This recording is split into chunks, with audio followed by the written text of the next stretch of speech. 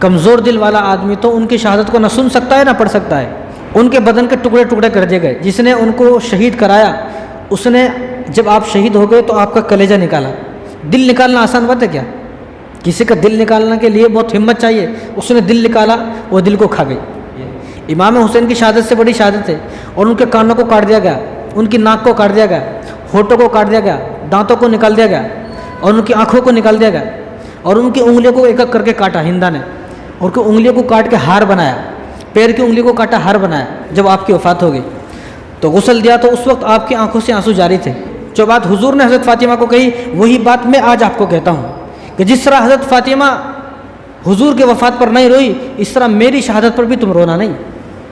یہ کون؟ یہ امام حسین فرما رہے ہیں حضرت زینب کو کہ تم بھی میری وفات پر رونا نہیں. تو اس لیے میں کہتا ہوں کہ ہم لوگ اس معاملے میں زینب کے ساتھ ہیں. شیعہ ماتم اس لیے کرتے ہیں کہ شیعوں کو بد دعا ہے. میرے بھائی کے لیے روتے ہو، آج تم میرے بھائی کے لیے روتے ہو، میری بد دعا ہے قیامت تک تم اسی طرح روتے رہو. جس طرح میرا بھائی حافظ قرآن تھا، تم نے میرے بھائی حافظ قرآن کو شہید کیا، ان کو قتل کیا، میری بد دعا ہے کہ تم کبھی بھی حافظ قرآن نہ بن سکو. آج ساری دنیا گواہ ہے، دنیا کے اندر چپے چپے پہ حافظ قرآن موجود ہے، لیکن کوئی شیعہ آج حافظ نہیں ہے. یہ حضرت زینب کی بد دعا ان کو لگ گئی ہے. شیعوں کا کہنا یہ ہے کہ جو ماتم کرے گا، ماتم کرنے کی وجہ سے اس کی بخشش ہو جائے گی. تو اس لیے میں کہتا ہوں کہ یزید کی بخشش ہو گئی پھر، کیونکہ ہم واہ حسین والے ہیں، ہم ہائے حسین والے نہیں ہیں.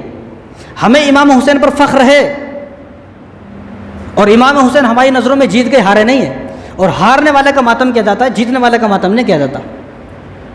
کبھی جیتنے والے کا کوئی ماتم کرتا؟ اور ہماری نظروں میں تو شیعہ خود بولتے ہارے کے جیت گئے، انہیں بولتے جیت گئے. پھر جیتے والا آدمی کا ماتم کائی کو کر رہے بھائی؟ کہ میں شیعہ ہوں یا سنی ہوں؟ جب فیصلہ ہو جائے تو ایک طرف ہو جائے، پھر دونوں طرف نہ رہے. تو یہ کہتا ہوں کہ جن لوگوں کو شوق ہے 10 محرم کو ڈھول بجانے کا، تو وہ ایک کام اور کریں اس سال. کیا کریں کہ فلسطین کے مسلمان 40,000 شہید ہو گئے، جاؤ اب 40,000 جو مسلمان شہید ہو گئے ان کا نام کبھی ڈھول بجاؤ. 10 دن تک اس کو رکھا، اس کے سامنے پوجا کیا، سجدہ کیا، اور اس کو تاگے باندھے اور اس کو منت مانگی، سب مانگی. اب وہ 10 دن ہونے کے بعد اس کو گندے نالے میں پھینک کر آ گئے. اسی ڈی جے پر، جس ڈی جے پر صبح میں کیا چل رہا تھا، یا حسین، شام کو اس نے اسی ڈی جے پر یہ چلایا ہوا تھا، نائک نہیں کھل نائک ہوں میں. آج ہم لوگ جس طرح کوفہ والوں کے بارے میں کہا گیا کہ کوفہ والوں کے دل تو امام حسین کے ساتھ ہے لیکن تلوار یزید کے ساتھ ہے، آج ہمارا بھی وہی حال ہے. ہمارے دل تو امام حسین کے ساتھ ہے لیکن ہمارے عمل سارے یزید والے ہیں. الحمدللہ وکفى وسلام علی عباده الذین اصطفى، اما بعد فاعوذ باللہ من الشیطان الرجیم. بسم اللہ الرحمن الرحیم. یا ایہا الذین آمنوا استعینوا بالصبر والصلاة ان اللہ مع الصابرین ولا تقولوا لمن يقتل في سبيل الله اموات بل احياء ولكن لا تشعرون. وقال النبي صلى الله عليه وسلم الحسن والحسين سيدا شباب اهل الجنة رواه الترمذي او كما قال عليه الصلاة والسلام. میرے محترم دوستو، عزیز ساتھیو، یہ جو مہینہ ہے محرم الحرام کا مہینہ ہے، اور آج محرم الحرام کی 5 تاریخ ہے. تو محرم الحرام کو جو یاد کیا جاتا ہے تو وہ امام حسین کے ذریعے سے یاد کیا جاتا ہے. حالانکہ سمجھنے کی بات یہ ہے کہ محرم الحرام کے مہینے کا امام حسین سے کوئی تعلق نہیں ہے. محرم کا جو مہینہ ہے، اس مہینے کے بارے میں اللہ نے قرآن میں فرمایا کہ منہا اربعۃ حرم، کہ جو مہینہ ہے احترام والا مہینہ ہے، مقدس مہینہ ہے. یعنی اللہ نے کب فرمایا؟ اللہ نے تو 1400 سال پہلے فرما دیا. یعنی جب اللہ نے فرمایا اس وقت تو امام حسین پیدا بھی نہیں ہوئے تھے، اسی وقت اللہ نے فرما دیا تھا کہ محرم کا مہینہ احترام والا مہینہ ہے. لیکن ہم لوگ جو 12 مہینے ہیں کسی مہینوں کو نہیں پہچانتے، لیکن جیسا بھی محرم کا مہینہ آتا ہے فوراً جو ہے رونا دھونا، ماتم اور جو ہے بہت ساری چیزیں شروع ہو جاتی ہیں. حالانکہ ہم رسول اللہ صلی اللہ علیہ وسلم کے زمانے کو اور ان کی زندگی کو دیکھتے ہیں تو ہمیں صرف 2 چیزیں ملتی ہیں عاشورہ کے تعلق سے. اور عاشورہ کا جو دن ہے، جو 10 محرم کا دن ہے، وہ تو ہر نبی کے لیے عید کا دن تھا، کیونکہ پہلے رمضان کے روزے فرض ہونے سے پہلے عاشورہ کا روزہ فرض تھا، 10 محرم کا روزہ فرض تھا. اور اس امت پر بھی جب رمضان کے روزے فرض نہیں ہوئے تھے اس سے پہلے 10 محرم کا روزہ فرض تھا. حضور صلی اللہ علیہ وسلم ہر سال 10 محرم کا روزہ رکھتے تھے. اور بنی اسرائیل کے لیے تو جیسا ہماری عید کا دن ہے، بقرعید کا دن ہے، شب قدر کا دن آتا ہے، خوشیوں کا دن، ایسے ہی بنی اسرائیل کے لیے 10 محرم کا جو دن ہوتا تھا وہ عید کا دن ہوتا تھا. کیوں؟ کیونکہ 10 محرم جو عاشورہ کا دن ہے اس دن فرعون غرق ہوا. جو فرعون دریا میں ڈوب کر مر گیا، وہ دن کون سا تھا؟ وہ 10 محرم عاشورہ کا دن تھا۔ تو ان لوگوں نے، بنی اسرائیل نے، اس دن کو اپنے لیے عید کا دن بنا لیا۔ بھئی ایسا ظالم بادشاہ سے ہمیں چھٹکارا ملا، ہمیں نجات ملی، تو ہمارے لیے عید کا دن کون سا ہے؟ عاشورہ کا عید کا دن ہے۔ اور وہ اتنے خوش ہوئے کہ حالانکہ جو ہماری عید ہے، ہم اپنی عید پر روزہ نہیں رکھ سکتے، ہماری عید پر روزہ رکھنا حرام ہے۔ وہ اتنے خوش ہوئے کہ انہوں نے اس دن کو اپنے لیے عید کا دن بھی بنایا، روزے کا دن بھی بنایا، وہ لوگ اس دن روزہ رکھنے لگے۔ تو معلوم ہوا کہ عاشورہ کا جو دن ہے وہ کب سے مقدس دن ہے؟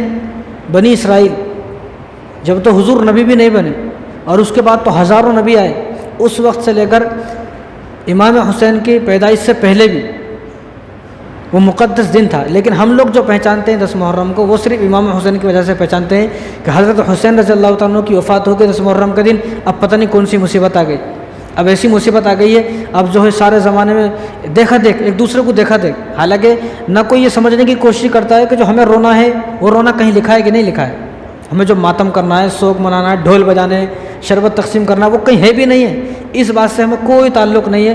بس جو ہمارے باپ دادا کرتے آ رہے، میرے بستی کے جو لوگ کرتے آ رہے، میرے گاؤں کے جو لوگ کرتے آ رہے، بس مجھے بھی وہی کرنا ہے۔ اور کرتے کرتے اتنی آگے بڑھ گئے، اب اگر کسی کو سمجھایا جائے بھائی 10 محرم کے دن یہ کام نہ کرو، تو انہیں سمجھانے والوں کو کیا بولتا ہے؟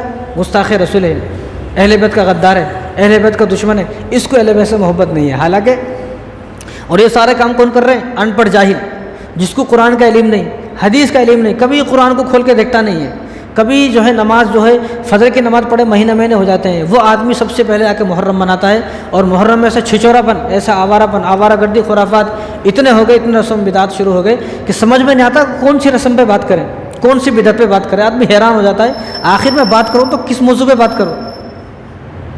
کہیں دیکھا جاتا ہے کہ وہ سوگ منا رہے ہیں، کہیں دیکھا جاتا ہے ماتم منا رہے ہیں، کہیں رو رہے ہیں، کہیں نوحہ، کہیں مرثیہ، کہیں سبیلیں لگ رہی ہیں، کہیں حلیم بنا رہے ہیں، کہیں کھچڑی بنا رہے ہیں۔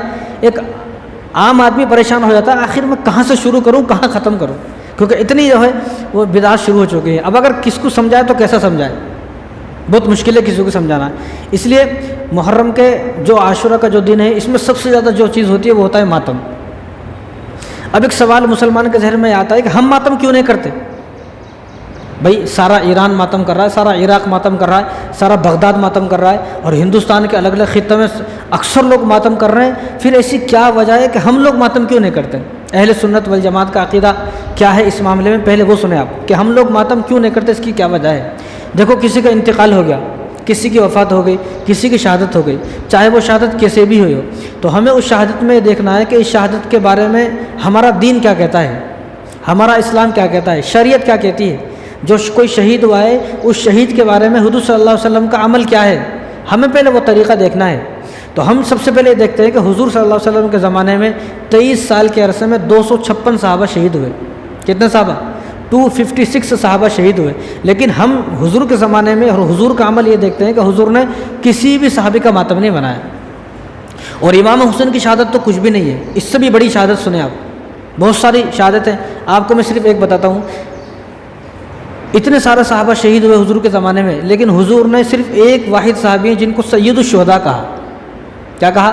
سید الشہداء، تمام شہیدوں کے سردار ہیں یہ۔ حالانکہ حضور صلی اللہ علیہ وسلم کو معلوم تھا کہ امام حسین شہید ہوں گے، ابوبکر شہید ہوں گے، عمر شہید ہوں گے، عثمان شہید ہوں گے، حضور کو پتہ تھا۔ حضور نے ان کو پیشن گوئی بھی بتائی، بشارت بھی بتائی، ساری چیزیں سنائی، لیکن پھر بھی حضور نے کسی صحابی کے بارے میں یہ نہیں کہا کہ آپ سید الشہداء ہیں۔ آپ نے صرف حضرت امیر حمزہ رضی اللہ تعالیٰ عنہ کے بارے میں یہ کہا کہ آپ سید الشہداء ہیں۔ ان کی شہادت کے بعد کیا فرمایا کہ سید الشہداء امیر حمزہ ہیں، اور فرمایا کہ اسد اللہ، یہ اللہ کا شعر ہے۔ حالانکہ ان سے بھی بڑی صحابی ہیں، عمر رضی اللہ تعالیٰ عنہ، حضرت عثمان رضی اللہ تعالیٰ عنہ ان سے بڑی صحابی ہیں، ان کی بھی شہادت ہوئی ہے، لیکن حضور نے ان کو فرمایا کہ یہ کون ہے؟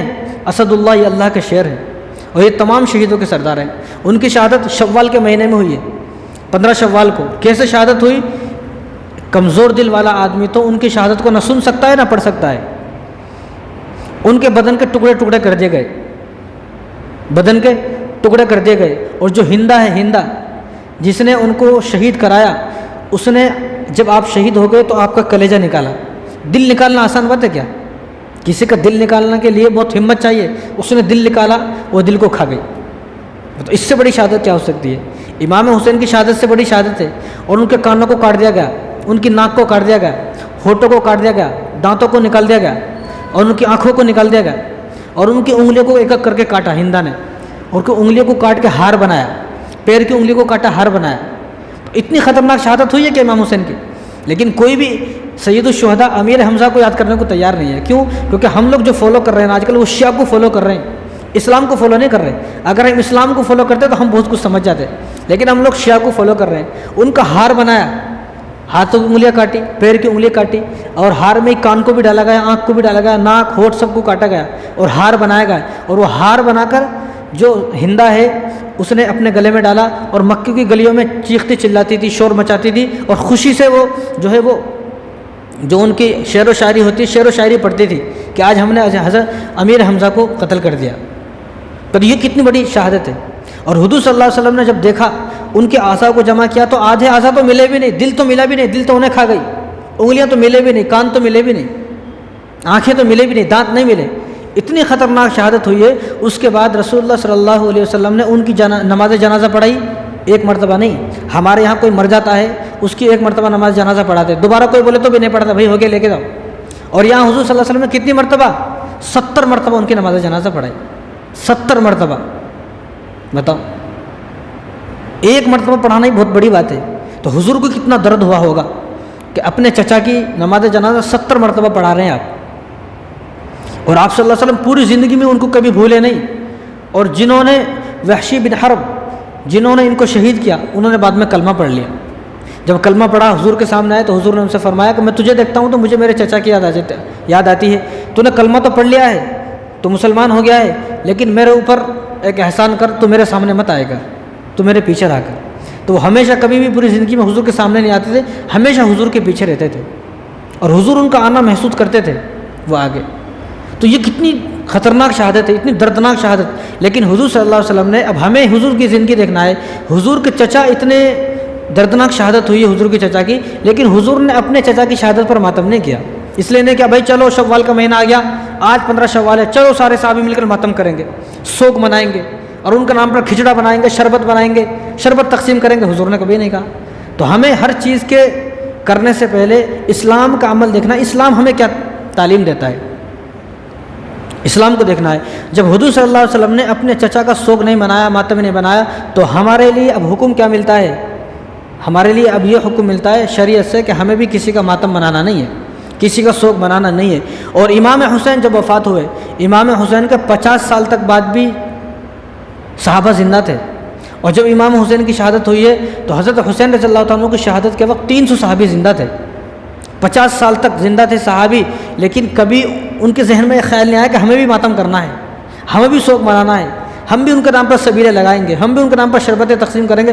کبھی ان کے ذہن میں نہیں آیا. اور امام حسین کے بیٹے، سگے بیٹے حضرت زین العابدین رحمۃ اللہ علیہ 40 سال تک زندہ رہے امام حسین کے بعد. کبھی ان کے ذہن میں بھی یہ بات نہیں آئی کہ میرے والد صاحب وفات ہو گئے، بھائی اب میرے والد صاحب جب شہید ہوئے ہیں تو مجھے اپنے والد صاحب کے لیے جو ہے کھچڑا بنانا ہے، حلیم بنانا ہے، شربت بنانا ہے، غم اور ماتم کرنا ہے، نوحہ کرنا ہے، مرثیے پڑھنا ہے. سگا بیٹا نہیں کر رہا بھائی. سگے بیٹے سے زیادہ درد ہوگا کسی کو؟ والد صاحب اگر کسی کے فوت ہو جائیں، بستی میں کسی کو درد ہوتا ہے جتنا درد سگے بیٹے کو ہوتا ہے. والد صاحب کا درد سب سے زیادہ سگے بیٹے کو ہوتا ہے، اس کے علاوہ کسی کو نہیں ہوتا. یہاں جو آدمی جو کام سگے بیٹے نہیں کر رہے وہ دوسرے کیوں کر رہے ہیں؟ انہوں نے اس لیے نہیں کیا، ان کو معلوم تھا، ان کے سامنے حضور کی تعلیمات تھی، ان کے سامنے قرآن تھا، ان کے سامنے حدیثیں تھی، ان کے سامنے حضور صلی اللہ علیہ وسلم کی پوری زندگی تھی کہ ہمیں کیا کرنا ہے کیا نہیں کرنا ہے. لیکن مسلمانوں کے سامنے اب سب کچھ ہے، لیکن مسلمان اپنے اسلام کو فالو نہیں کرنا چاہتے، وہ شیعہ کو فالو کر رہے ہیں. اب ماتم ہے. ماتم کی ابتدا کب ہوئی؟ امام حسین رضی اللہ تعالیٰ جو وفات ہوئے وہ سن 61 ہجری میں فوت ہوئے. ان کی شہادت جو ہے وہ سن 61 ہجری میں ہوئی. اور معیز الدولہ بغداد کا بادشاہ تھا. معیز الدولہ وہ اتفاق سے وہ شیعہ تھا. تو جب یہ بادشاہ بنا وہ 352 ہجری تھی. اب اس نے دیکھا کہ ادھر عیسیٰ علیہ السلام کا جو ہے نیو ایئر مناتے ہیں، جب کرسمس ڈے مناتے ہیں، اب اس نے دیکھا کہ عیسیٰ علیہ السلام کا منا رہے ہیں، تو لہٰذا ہمیں بھی امام حسین کا منانا چاہیے، کیونکہ ہم لوگ شیعہ ہیں. کیونکہ شیعہ جو ہے وہ حضور صلی اللہ علیہ وسلم سے زیادہ تو امام حسین کو مانتے ہیں، حضرت علی کو مانتے ہیں. وہ اتنا حضور کو نہیں مانتے جتنا حضرت علی کو مانتے ہیں. تو اس نے ایک سال یہ حکم دیا تمام عورتوں کو کیونکہ خود شیعہ تھا، اس کے ماننے والے بھی شیعہ تھے۔ اب اس نے حکم یہ دیا کہ ساری عورتیں گریبان کو پھاڑ دیں اور روپٹے کو اتار دیں، بال کھول دیں، اور اپنے چہروں پر تھپڑ مار کر نوحہ کرتی ہوئی، چیختی ہوئی، چلاتی ہوئی وہ روڈ پر نکل جائیں۔ اب اس نے ایک مرتبہ 1 سال ہی حکم دیا، اب آئے سال ہوتے ہوتے ہوتے ہوتے ایسے ہو گیا۔ اب یہ کب حکم دیا اس نے؟ 352 ہجری میں، یعنی امام حسین کو اب وفات ہو کے 300 سال ہو گئے۔ 300 سال کے بعد جو ہے وہ ماتم شروع ہوا، 300 سال کے بعد۔ اب ہم لوگ جو لوگ ماتم کر رہے ہیں وہ لوگ کسی دین کو فالو نہیں کر رہے، وہ تو اس بادشاہ کو فالو کر رہے ہیں، معز الدولہ کو، جو بغداد کا بادشاہ تھا، جو شیعہ تھا، شیعہ حضرت شیعہ کو فالو کر رہے ہیں۔ اور دوسری بات، بخاری شریف کی روایت ہے کہ رسول اللہ صلی اللہ علیہ وسلم، بخاری شریف وہ کتاب ہے جس میں ایک بھی حدیث ضعیف نہیں ہے، حضور نے ارشاد فرمایا اگر کوئی آدمی کسی بھی گھر میں کہیں بھی پوری دنیا کے اندر کوئی مسلمان وفات ہو جائے یا شہید ہو جائے، کیسا بھی اس دنیا سے چلا گیا کسی بھی حال میں، تو اس انسان کے لیے جو وفات ہو گیا اس کے گھر میں جو اس کے رشتہ دار ہیں مرد، ان تمام مردوں کے لیے سوگ صرف 3 دن ہے۔ کتنے دن ہے سوگ؟ صرف 3 دن سوگے، بس 3 دن ختم ہو گئے، اب سوگ نہیں کرنا ہے، اب اس سے زیادہ سوگ کرنا حرام ہے۔ اور جو اس کی بیوی ہے، اگر کوئی آدمی وفات پا گیا، اس کی جو بیوی ہے، اس کی بیوی کے لیے 4 مہینے، اس کی بیوی کے لیے 4 مہینے 10 دن عدت میں بیٹھنا، یہ اس کے لیے سوگے بس، بیوی کے لیے 4 مہینے 10 دن، اور عام جو اس کے دوست ہیں، احباب ہیں، بھائی ہیں، رشتہ دار ہیں، ان تمام کے لیے 3 دن سوگے بس، 3 دن سے زیادہ سوگ منانا حرام ہے۔ اب ان کو 1400 سال ہو گئے سوگ مناتے مناتے، ماتم مناتے مناتے۔ اب لکھنؤ کے اندر ایک جلسہ تھا، کافی عرصے کی پہلے کی بات ہے، لکھنؤ کے اندر جلسہ تھا، تو وہ جلسے کے اندر اتنا بڑا جلسہ تھا کہ سعودی عرب سے ایک شیخ کو بلائے جلسے کے لیے، بھائی بڑے مولانا آنا چاہیے، جلسہ ہے۔ اب وہ سعودی عرب، وہ جو اتفاق سے جلسہ جو تھا وہ 10 محرم کے دن تھا، اور سعودی سے جو شیخ آئے انہیں ٹرین سے جیسا اترے، اب ٹرین سے جب اترے، اب لکھنؤ میں تو سب مسلمان ہی ہیں اکثر، ٹرین سے جب اترے تو وہ 10 محرم کا دن تھا۔ اب جب ریلوے اسٹیشن سے باہر گئے تو دیکھا کہ لوگ ماتم بنا رہے ہیں، کوئی سینہ پیٹ رہے ہیں، کوئی چہروں کو مار رہے ہیں، کوئی جو ہے وہ تلواروں کو مار رہے ہیں، چاقو مار رہے ہیں، پورا بدن انہوں نے کاٹ لیا۔ اب انہوں دیکھ کے حیران ہو گئے، انہوں یہ سوچے کہ شاید ان کو میرا جلسے میں آنا پسند نہیں، اس لیے یہ لوگ میرے وجہ سے کر رہے ہیں ایسا، کیونکہ یہ سارے چوچلے یہیں سے، یہاں سے باہر گئے تو کوئی ماتم کچھ بھی نہیں ہے۔ اب وہ جب آئے تو انہوں نے کسی سے پوچھا بھائی ان کو میرا آنا پسند نہیں ہے تو میں واپس چلا جاؤں، بھائی میری وجہ سے کاٹ رہے پھاٹ رہے اپنا آپ کو، میں واپس چلا جاؤں؟ انہوں نے کہا کہ آپ کی وجہ سے نہیں کر رہے حضرت، پھر یہ کائی کو کر رہے کہ وہ امام حسین فوت ہوئے تھے نا، امام حسین کی جو شہادت ہوئی تھی تو ان کی وجہ سے کر رہے ہیں۔ اب ان کو تو معلوم تھا امام حسین کی شہادت کب ہوئی، تو انہوں نے جو جملہ بولا وہ جملہ ہر کتاب میں موجود ہے، تو انہوں نے کہا اچھا ان کو آج معلوم ہوا امام حسین کب شہید ہوئے؟ 1400 سال پہلے، ماتم کب کر رہے ہیں آج؟ تو انہوں نے کیا کہا، اچھا ان کو آج معلوم ہوا، یعنی وہ تو 1400 سال پہلے شہید ہو گئے، بات ختم ہو گئی، یہ آج تک لوگ ماتم کر رہے ہیں، سمجھ میں نہیں آ رہا کیوں ماتم کر رہے ہیں۔ تو جو لوگ ماتم کر رہے ہیں یہ کس کو فالو کر رہے ہیں؟ یہ شیعوں کو فالو کر رہے ہیں۔ اور آپ صلی اللہ علیہ وسلم کو تو پتہ تھا امام حسین کی شہادت کا، حضور کو تو پتہ تھا۔ بہقی کی روایت ہے کہ حضور صلی اللہ علیہ وسلم کے پاس ایک دن جبرائیل صلی اللہ علیہ وسلم آئے، تو جبرائیل صلی اللہ علیہ وسلم جب آئے تو جبرائیل صلی اللہ علیہ وسلم نے حضور کو بتایا کہ آپ کے دونوں نواسوں کو شہید کیا جائے گا، امام حسن کو زہر دیا جائے گا اور امام حسین کو جو کربلا کے اندر شہید کیا جائے گا۔ اور جبرائیل صلی اللہ علیہ وسلم ایک مٹی دے کر گئے، یہ کربلا کی مٹی ہے، اور حضور صلی اللہ علیہ وسلم نے وہ مٹی ام سلمہ رضی اللہ تعالیٰ عنہ جو حضور صلی اللہ علیہ وسلم کی بیوی ہم سب کی ماں ہے، ان کو مٹی دی کہ اس مٹی کو سنبھال کر رکھنا۔ جب امام حسین شہید ہو گئے انہوں نے اس مٹی کو نکالا 50 سال کے بعد، تو دیکھا کہ مٹی سرخ ہو چکی تھی۔ اب یہاں حضور صلی اللہ علیہ وسلم کو تو پتہ ہے پہلے، حضور کو تو پہلے ہی پتہ ہے، لیکن حضور نے کبھی یہ نہیں کہا بھائی آنے والے 10 محرم کو امام حسین میرا نواسہ شہید ہوگا، چلو سب مل کر ماتم منائیں گے، کہیں بھی نہیں کہا حضور نے۔ تو ہمیں ہر کام سے پہلے سب سے پہلے اپنی شریعت کو دیکھنا ہے کہ ہماری شریعت اس بارے میں کیا کہتی ہے۔ اب جو لوگ ہم لوگ ماتم نہیں مناتے، اب وہ لوگ یہ بولتے ہیں شیعہ لوگ کہ تمہیں غم نہیں ہے اس لیے ماتم نہیں منا رہے، ہمیں غم ہے۔ تو غم منانا الگ ہے، غم ہونا الگ بات ہے، غم منانا الگ بات ہے، غم ہونا الگ بات ہے۔ کتنے لوگ ہیں جن کے والد صاحب اس دنیا سے چلے گئے، اب وہ جب دوبارہ پلٹ کر وہ دن آتا انہیں کیا روتا پیٹتا؟ کیا بتاؤ کون روتا پیٹتا ہے؟ کون ڈھول بجاتا ہے؟ آج ڈھول بجائیں گے کائی کو؟ آج کے دن 1 سال پہلے میرے والد صاحب فوت ہوئے تھے، بتاؤ کون پاگل ہے ایسا؟ اب اگر کوئی آدمی یہ کہے گا کہ تیرے والد صاحب آج کے دن فوت ہوئے تھے، آج 12 تاریخ ہے، بھئی 12 جولائی کو تیرے والد صاحب فوت ہوئے تھے پچھلے سال، آج 12 جولائی ہے اور تو مندی کھا رہا ہے، بریانی کھا رہا ہے، مزہ لے رہا ہے، لہٰذا تجھے کوئی غم نہیں ہے، کوئی ایسا بول نہیں سکتا کہ اس کو غم ہے لیکن وہ اپنا غم دکھا نہیں سکتا ہے، اس کو غم ہے اپنے حد تک، کوئی آدمی اس کو یہ کہہ نہیں سکتا۔ اس لیے شیعوں کا کہنا ہمارے سے کیا ہے کہ تم لوگوں کے امام حسین کا غم نہیں ہے اس لیے تم غم نہیں منا رہے، تو غم منانا الگ ہے، غم ہونا الگ ہے۔ ہمیں غم ہے امام حسین کی شہادت کا، غم دنیا کے ہر مسلمان کو ہونا چاہیے غم، کیونکہ اہل بیت ہمارا ایمان کا حصہ ہے۔ جب تک ہمیں اہل بیت سے محبت نہیں ہوگی جنت کے دروازے ہمارے لیے کھلیں گے نہیں۔ لیکن غم منانا الگ ہے، غم ہونا الگ بات ہے۔ ہمیں غم ہے لیکن ہم غم مناتے نہیں ہیں۔ کیوں؟ کیونکہ ہم اس لیے غم نہیں مناتے، اگر غم منانا ہوتا تو ہم سب سے پہلے کس کا غم مناتے؟ ہم رسول اللہ صلی اللہ علیہ وسلم کا غم مناتے 12 وفات کو۔ لیکن جب اس دن بھی صحابہ نے غم نہیں منایا تو لہذا ہم صحابہ کے ساتھ ہیں۔ اور حضرت علی رضی اللہ تعالیٰ عنہ، یہ تو بخاری شریف کی روایت ہے، حضور صلی اللہ علیہ وسلم کو غسل دینے والے کون ہیں؟ حضرت علی ہے۔ حضرت علی حضور صلی اللہ علیہ وسلم کو غسل دے رہے تھے جب آپ کی وفات ہو گئی، تو غسل دیا تو اس وقت آپ کی آنکھوں سے آنسو جاری تھے، حضرت علی کی آنکھوں سے آنسو جاری تھے۔ تو حضرت علی نے یہ فرمایا کہ یا رسول اللہ آپ نے ہمیں منع کیا ہے ماتم کرنے کا، سوگ منانے کا، رونے کا، کسی کی وفات پر آپ نے ہمیں منع کیا ہے، اگر آپ منع نہ کرتے تو آج ہم اتنا روتے کہ مدینے کی گلیاں بھی ہمارے ساتھ روتی۔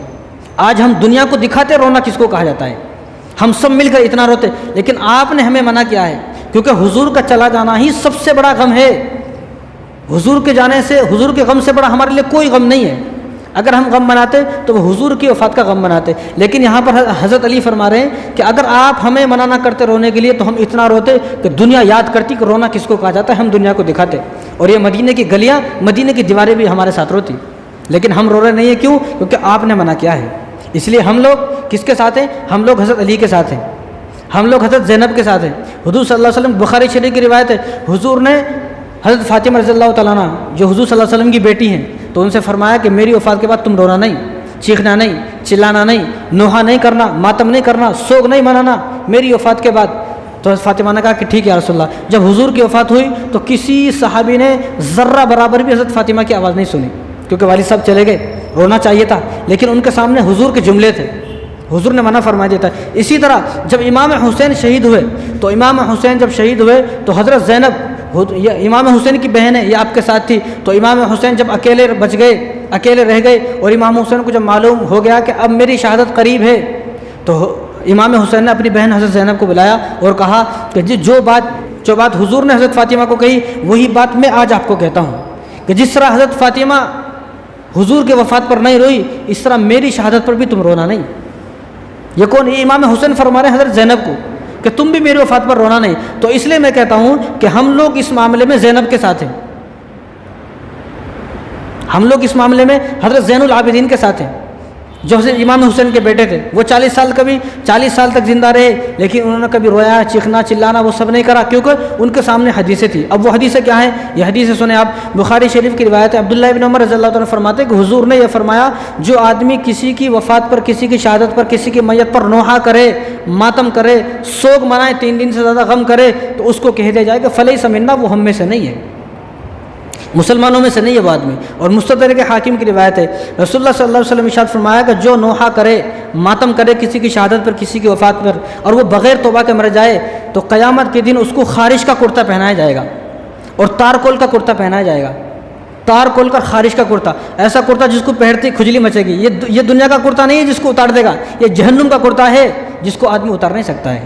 یہ کس کی سزا ہے؟ یہ اس کی سزا ہے جو نوحہ کرتا ہے، ماتم کرتا ہے۔ اسی طرح نسائی شریف کی روایت ہے، رسول اللہ صلی اللہ علیہ وسلم ارشاد فرمایا کہ لعنت ہے اس آدمی پر جو کسی کی وفات پر نوحہ کرے، ماتم کرے، اور لعنت ہے اس آدمی پر جو کسی کی وفات کے لیے سر منڈا دے۔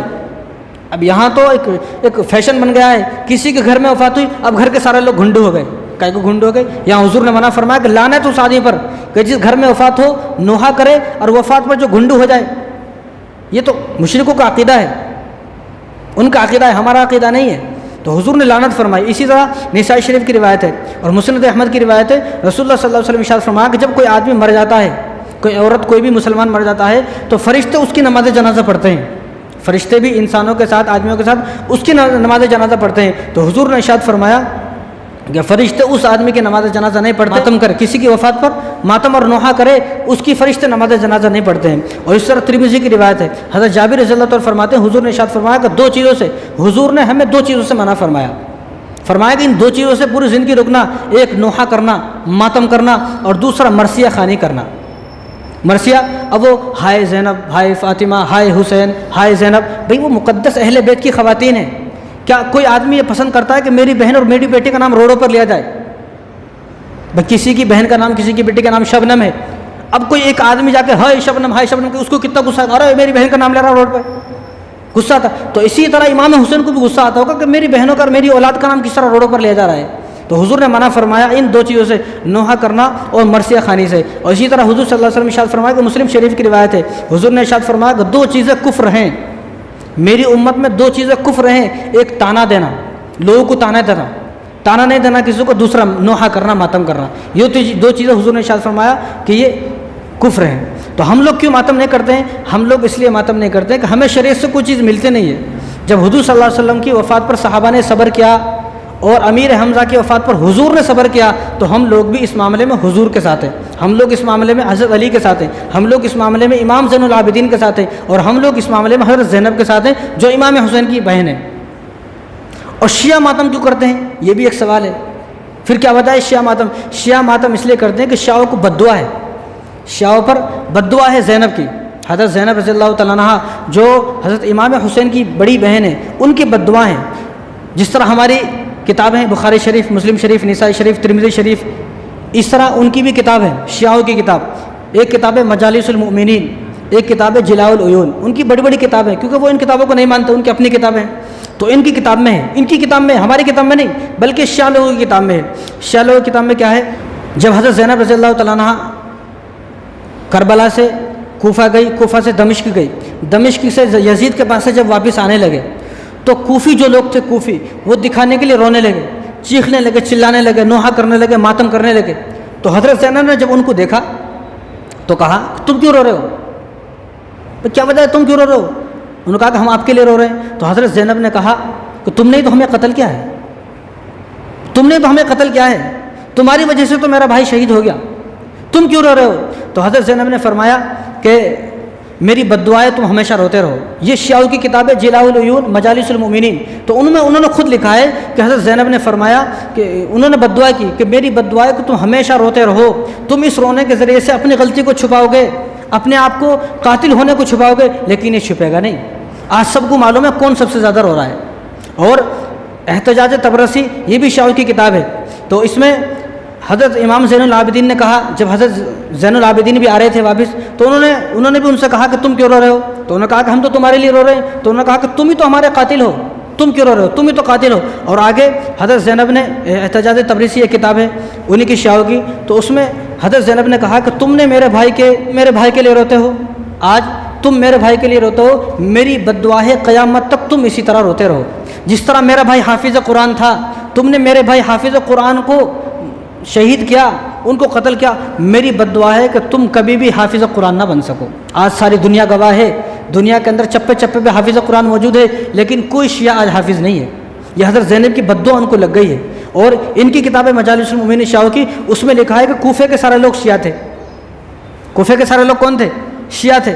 اور اسی طرح البدایہ والنہایہ میں یہ روایت موجود ہے کہ جب امام حسین کو شہید کر دیا گیا، جب امام حسین کو سر کو نیزے پر لے جا کر یزید کے پاس لے جایا گیا، تو یزید کے گھر میں 3 دن تک ماتم ہوا، 3 دن تک یزید کے گھر میں ماتم ہوا، رونا چیخنا چلانا سب سے پہلے کس کے گھر میں ہوا؟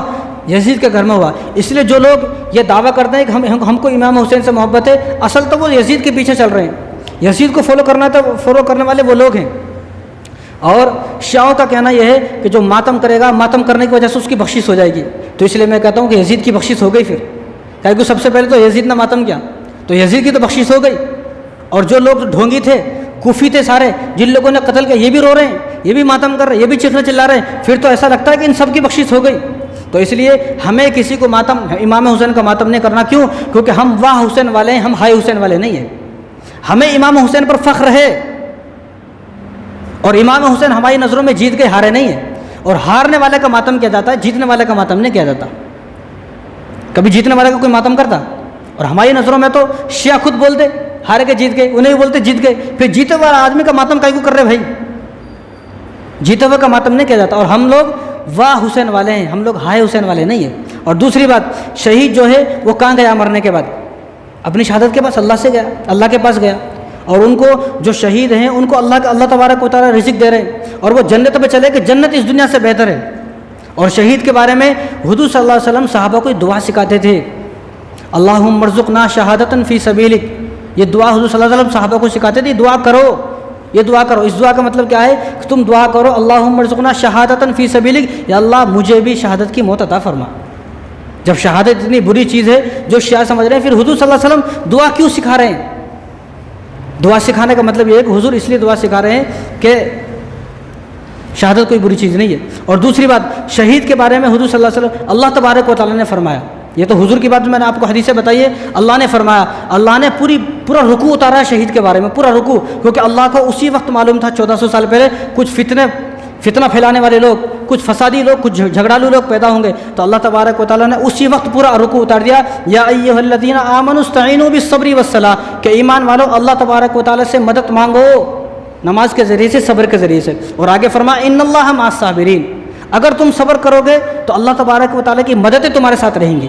ولا تقولوا لمن يقتل في سبيل الله اموات، اور جو آدمی شہید ہو گیا، جس کو شہید کر دیا گیا، اس آدمی کو مردہ نہ کہو، یہ مردہ نہیں ہے، بل احیاء ولکن لا تشعرون، یہ تو زندہ ہے، اور وہ کیسا زندہ ہے؟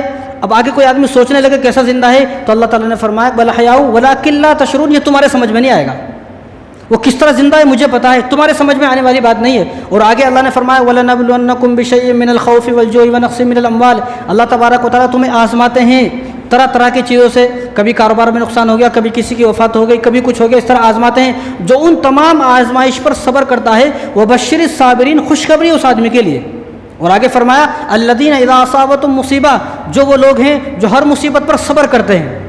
ایک تو قرآن ہے، ایک شیعوں کی بات ہے، قرآن کی بات ہے، تو ہمیں قرآن کو فالو کرنا ہے، شیعہ کی بات کو فالو نہیں کرنا ہے۔ الَّذِينَ إِذَا أَصَابَتْهُمْ مُصِیبَۃٌ، جو آدمی نیک لوگ ہیں اور وہ ہر مصیبت پر صبر کرتے ہیں، اور وہ کہتے ہیں قالوا انا للہ و انا الیہ راجعون، جو اللہ کا تھا وہ اللہ کے پاس چلا گیا۔ ہم بھی امام حسین کے بارے میں یہ کہتے ہیں کہ امام حسین اللہ کے تھے، اللہ کے پاس چلے گئے، جنتی تھے، جنت میں چلے گئے، حضور کے نواسے تھے، حضور کے پاس چلے گئے، فاطمہ کے بیٹے تھے، حضرت فاطمہ کے پاس چلے گئے، حضرت علی کے بیٹے تھے، حضرت علی کے پاس چلے گئے۔ ہم بھی یہ کہتے ہیں، تو اللہ یہی فرما رہے ہیں الذین اذا اصابتہم مصیبہ، جو لوگ نیک لوگ ہیں اور جو ہر مصیبت پر صبر کرتے ہیں، جب بھی ان کو کوئی مصیبت پہنچتی ہے تو صرف یہ جملہ بولتے ہیں انا للہ و انا الیہ راجعون۔ تو آگے اللہ نے فرمایا اولئک علیہم صلوات من ربہم ورحمہ، یہی تو وہ لوگ ہیں جن پر اللہ تبارک و تعالی رحمتیں نازل فرماتے ہیں۔ بات صاف ہو گئی، ماتم کی ساری باتیں صاف ہو گئی، سوگ کی ساری باتیں صاف ہو گئی۔ اولئک علیہم صلوات من ربہم ورحمہ، یہ کون لوگ ہیں؟ اللہ تبارک و تعالیٰ کی رحمتیں ان پر نازل ہوتی ہیں جو لوگ صبر کرتے ہیں۔ اولئک هم المهتدون، یہی لوگ ہدایت یافتہ ہیں، سیدھے راستے پر یہی لوگ ہیں جو ہر بات میں صبر کرتے ہیں۔ تو ہمیں بھی کیا کرنا ہے؟ امام حسین کی شہادت پر ہمیں بھی صبر کرنا ہے، ہمیں شریعت دیکھنا ہے، ایک طرف تو محبت ہے، ایک طرف شریعت ہے۔ کچھ لوگ بولتے ہیں تمہیں محبت نہیں ہے، ہمیں اس معاملے میں محبت نہیں دیکھنا ہے، ہماری محبت دل میں ہے۔ امام حسین کی کتنی محبت دل میں ہے یہ ہم چیر پھاڑ کے نہیں دکھا سکتے، ہمارے دل میں محبت ہے، لیکن ہم لوگ شریعت کو پہلے دیکھیں گے۔ حضور صلی اللہ علیہ وسلم سے بھی صحابہ کو محبت تھی، حضور صلی اللہ علیہ وسلم کی وفات پر صحابہ نہیں روئے، تو کیا کہو گے ان کو محبت نہیں تھی کیا؟ امام زین العابدین بیٹے ہیں آپ کے، آپ کی شہادت پر نہیں روئے، ماتم نہیں کیا، کیا امام زین العابدین پر بھی یہ فتویٰ لگاؤ گے کیا ان کو محبت نہیں تھی؟ لیکن ان کے سامنے محبت سے پہلے شریعت تھی، ان کو شریعت پر عمل کرنا تھا، تو ہمیں بھی پہلے شریعت پر عمل کرنا ہے۔ آج جو ہے ماتم کرنے والے، یہ سب خرافات کرنے والے شیعہ بہت تھوڑے ہیں، ہمارے سنی اس میں زیادہ ہیں۔ آج کل کیا کس کو فالو کرا جا رہا ہے؟ شیعوں کو فالو کرا جا رہا ہے۔ وہ شیعہ جو قرآن کو ماننے کو تیار نہیں، وہ شیعہ جو حضرت ابوبکر کو ماننے کو تیار نہیں، حضرت عمر، حضرت عثمان کو ماننے کو تیار نہیں، حضرت عائشہ رضی اللہ تعالیٰ عنہ پر جو تہمت لگاتے ہیں، اس قرآن کو وہ ماننے کو تیار نہیں۔ آج ان کی ہم لوگ مسلمان مان رہے ہیں۔ آج اہل سنت والجماعت جو سنی لوگ ہیں وہ ان شیعوں کو مان رہے ہیں جو شیعہ کبھی زندگی میں جنہوں نے قرآن کو نہیں مانا، کبھی زندگی میں جنہوں نے صحابہ کو نہیں مانا، آج ان کو مان رہے ہیں۔ سمجھ میں نہیں آتا مسلمانوں کو کیسے سمجھایا جائے۔ اس لیے میں تو بارہا کہتا ہوں کہ ہر مسلمان پہلے اپنے بارے میں فیصلہ کر لے، آخر میں ہوں کون، کیا میں شیعہ ہوں یا سنی ہوں؟ جب فیصلہ ہو جائے تو ایک طرف ہو جائے، پھر دونوں طرف نہ رہے۔ بیچ میں آدمی رہے گا تو بیچ والوں کو کوئی پسند نہیں کرتا، اس دنیا میں کوئی پسند کرتا بیچ والوں کو؟ بتاؤ، بیچ والا ہی بیچ والے کو پسند کرتا ہے، مخنث کو کوئی پسند نہیں کرتا ہے۔ تو اسی طرح اللہ بھی بیچ والے کو پسند نہیں کرتا۔ ایک طرف ہو جاؤ، یا شیعہ ہو جائے آدمی یا سنی ہو جائے، وہ ہے سنی لیکن وہ شیعہ کے کام کرتا ہے، تو اس لیے آپ اپنے آپ کو ایک طرف کر لیں. ہمارے یہاں پر قرآن میں اللہ تعالیٰ نے صاف فرما دیا ہے کہ کسی کی وفات ہو جائے تو تمہیں صبر کرنا ہے, صبر. اور ان اللہ مع الصابرین, صبر کرنے والے کے ساتھ ہی اللہ کی رحمتیں رہتی ہیں. اور وہ اپنے آپ کو مار رہے ہیں. امام ان کی حضرت زینب کی بد دعا ہے, اس لیے کہ انہوں نے امام حسین کو قتل کیا, امام حسین کو کوفہ بلایا, کربلا بلایا امام حسین کو کوفہ والوں نے, اب ساتھ نہیں دیا. اب ان پر یہ بد دعا ہے, لعنت ہے, مارتے رہیں گے قیامت تک. مارتے کیوں رہیں گے؟ اگر ان کی سزا تو یہ تھی ان کو مارا جائے. ان کی سزا کیا تھی کہ ان کو مارا جائے. اگر ان کو کوئی دوسرا مارے گا کیس ہو جائے گا, پولیس میں چلے جائے گا, تھانے میں چلے جائے گا, پھانسی کے پھندے پر لٹک جائے گا, اس کو جو ہے مرڈر کر دیا جائے گا, اس کا انکاؤنٹر کر دیا جائے گا. لیکن یہاں امام حضرت زینب کی بد دعا کیسی لگی؟ تم خود کو خود ہی مارو, کوئی کیس نہیں ہوگا. خود کو مارا, تلوار 10 محرم میں شیعہ مر گیا, کوئی کیس نہیں کرے گا, بس خود کو مار کے مر گیا, خودکشی ہے, بات ختم. اگر کوئی دوسرا مارتا, سزا کیا تھی؟ اصل سزا تو یہ تھی کہ دوسرے مارے, لیکن دوسرا مارے گا تو پھر یہ پکڑا جائے گا. اب بد دعا ایسی قیامت تک کے لیے ہے یہ بد دعا کہ وہ خود کو خود ہی مارے گا, خود ہی مر گا. کتنے لوگ مر جاتے ہیں اور اس کو کہا جاتا ہے کہ یہ بھی شہید ہے. یہ خودکشی ہے, یہ شہید نہیں ہے. تو ہمیں قرآن کو فالو کرنا ہے. اور بعض لوگ جو ہے ان کو شوق چڑھا ہے, وہ ڈھول بجاتے ہیں امام حسین کی شہادت پر, باجا بجا رہے ہیں, ڈھولک بجا رہے ہیں, اور یہ کہتا ہے کہ ہمیں خوشی ہے. اس لیے بارہا بہت سارے علماء نے کہا ہے, میں بھی یہ کہتا ہوں, کسی کا بھی, سب کے والد صاحب ہوتے ہیں, جب والد صاحب کی برسی آئے, والد صاحب کا عرس آئے, تو اس دن بھی ڈھول بجاؤ. کیونکہ آج میرے والد صاحب اس دنیا سے گئے تھے, آج ہم باجا بجائیں گے, ڈی جے بجائیں گے, گانے گائیں گے, ناچیں گے. جب والد صاحب کا وفات کا دن آتا ہے تو سورت گرا کے نیچے بیٹھ جاتا ہے, سورت گرا دیتا نہیں. حالانکہ یہ ڈھول باجے بجانا اسلام میں حرام ناجائز ہے. اللہ نے سورہ مائدہ کے اندر فرمایا, آیت نمبر 90, اللہ نے فرمایا یا ایھا الذین آمنوا انما الخمر والمیسر والانصاب والازلام رجس من عمل الشیطان. یہ جوا, سٹا, تاش, ڈھول بجانا, باجے بجانا, گانا ناچنا, یہ سارے کام شیطان کے کام ہیں, اور شیطان تمہیں جہنم میں لے جائے گا.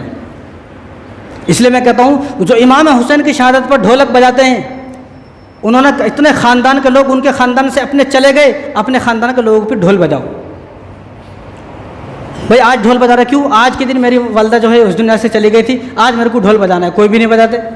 لیکن امام حسین کے جب 10 محرم آیا, اب ڈھول بجا رہے ہیں, باجے بجا رہے ہیں, مستی مزہ کر رہے ہیں, ناچ رہے گا رہے ہیں. یہ کیسا اسلام ہے؟ اسلام کا مذاق بنا کر رکھ دیا ہے.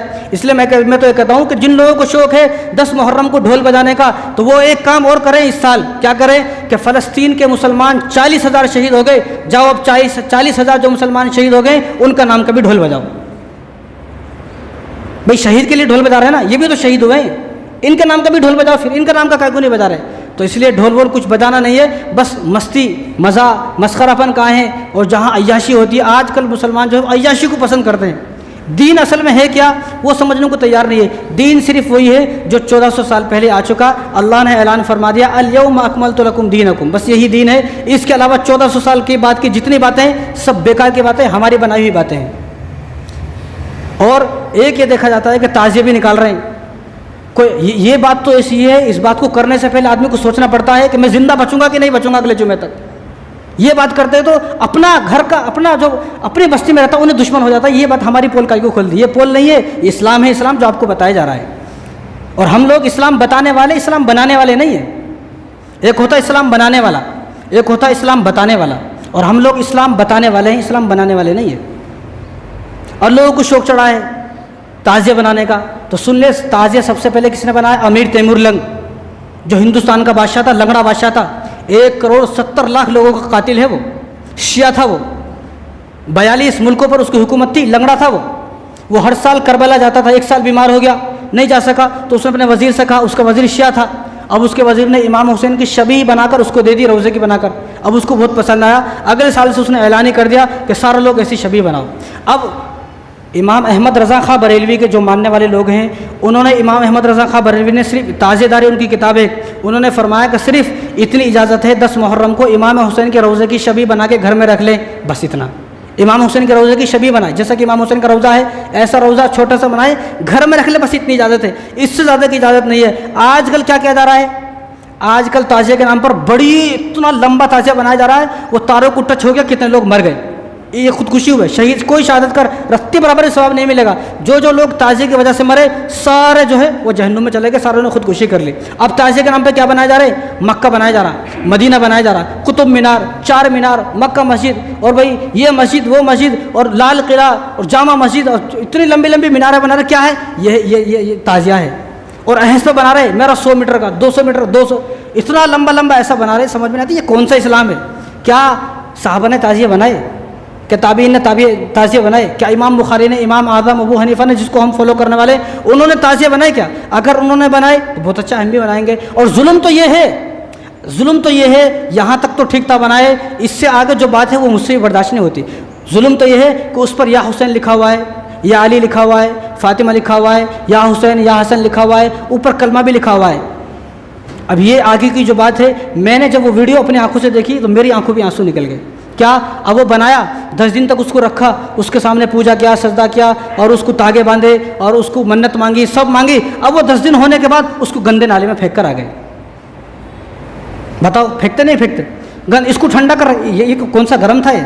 اس کو ٹھنڈا کرنے کا مطلب آج تک میرے سمجھ میں نہیں آیا, اور میں چاہتا ہوں مجھے کوئی سمجھائے یہ بات, اس کو ٹھنڈا کرنے کا مطلب ہے کیا؟ اور گندا نالا جہاں پورے گاؤں کی گندگی, پورا گاؤں کا پاخانہ پیشاب جمع ہوتا ہے, خنزیر جام پھر رہے ہیں, اور پورے گاؤں کے جو ہے لوگ وہاں گندگی پاخانہ اپنا گھر کا پھینک رہے, وہاں جا کر تعزیے کو پھینک دیا. میرے سمجھ میں نہیں آتا کہ 10 دن پہلے جس کو مشکل کشا سمجھا, جس کو حاجت روا سمجھا, جس کے سامنے سجدہ کیا, جس سے منت مانگا, آج ان سے کون سی مصیبت آئی کہ 10 دن کے بعد اس کو گندے نالے میں پھینک دیے. اگر بنا رہے ٹھیک ہے, بنانے کے بعد اس کو گھر میں رکھنا چاہیے تھا, اس پر کلمہ لکھا ہوا ہے. ہمارا دوست گئے سو سال 10 محرم پہ میرے کو ویڈیو بھیجایا کہ وہ گندے نالے کے قریب گیا 11 تاریخ کو, 11 محرم کو, تو کلمہ لکھا ہوا تھا, وہ کلمہ گندے نالے کے ایسا کنارے پر آ کے لگا ہوا تھا. اس نے وہ پھر وہ وہاں سے اٹھایا اور پھر ایک فوٹو کھینچ کر میرے کو بھیجایا. کتنی تکلیف دے رہا. اور یہ سارے کام کہاں ہو رہے؟ امام حسین کے نام پر ہو رہے. یہ سارے کام امام حسین کی, یہ محبت کیسی ہے ہمارے کو آج تک سمجھ میں نہیں آیا. اور دوسری بات جو ہو رہی ہے, جو آدمی وہ علم اٹھاتا, پنجے اٹھاتا, اب یہ ایک دم ایسا جیسا شرابی رہتا, پاگل والی حرکت کرتا, اور لوگ یہ بولتے اس کے اوپر امام حسین آ گئے. بعض لوگ یہ بولتے حضرت علی اس کے اوپر آ گئے, امام حسن آ گئے. اور عورتوں نے بھی یہ ڈھونگ رچ دیا ہے, عورتیں بھی یہ کہتی ہیں کہ میرے اوپر جو حضرت فاطمہ آ گئی. کان کھول کر سن لے, یہ لوگ کان کھول کر سن لے. اسلام کو سنیں آپ. اسلام میں وہ آدمی کافر ہے, کافر مشرک, جو آدمی صرف یہ سوچ لے کہ کسی کی روح اس کے اندر آ گئی, کسی کی روح کسی دوسرے کے اندر حلول کر جانا, آ جانا, یہ اسلام میں نہیں. اسلام اس آدمی کو کافر قرار دیتا ہے. اسلام میں کسی کی روح, اگر ہم یہ سوچ لیں گے کسی کی روح کس کے اندر آ گئی, تو پھر تو موت کا کانسیپٹ ختم ہو جائے گا, جنت جہنم ختم, پھر تو مرنے کے سارے ختم. بھائی جب اس کے روح میں آ جائے. امام حسین اگر آئیں گے تو کسی نیک کے جسم میں آتے. یہ شرابی کبابی کبھی نماز نہیں پڑھتا ہے, چہرے پر داڑھی نہیں ہے, کبھی مسجد میں نظر نہیں آتا, قرآن دیکھ کر اس کو پڑھنا نہیں آتا ہے. یہ آدمی دعویٰ کرتا ہے کہ میرے جسم پر امام حسین آ گئے. ایسا کیسے ہو سکتا ہے؟ اور یہ ساری کہانی مسلمانوں کی ہے, یہ کام کوئی غیر مسلم نہیں کر رہا. آج مسلمانوں نے ہی جتنا اسلام کو بدنام کیا ہے, مسلمانوں نے ہی جتنا اسلام کو بگاڑا ہے, کسی دوسرے کی ضرورت نہیں, کسی دوسرے نے نہیں بگاڑا.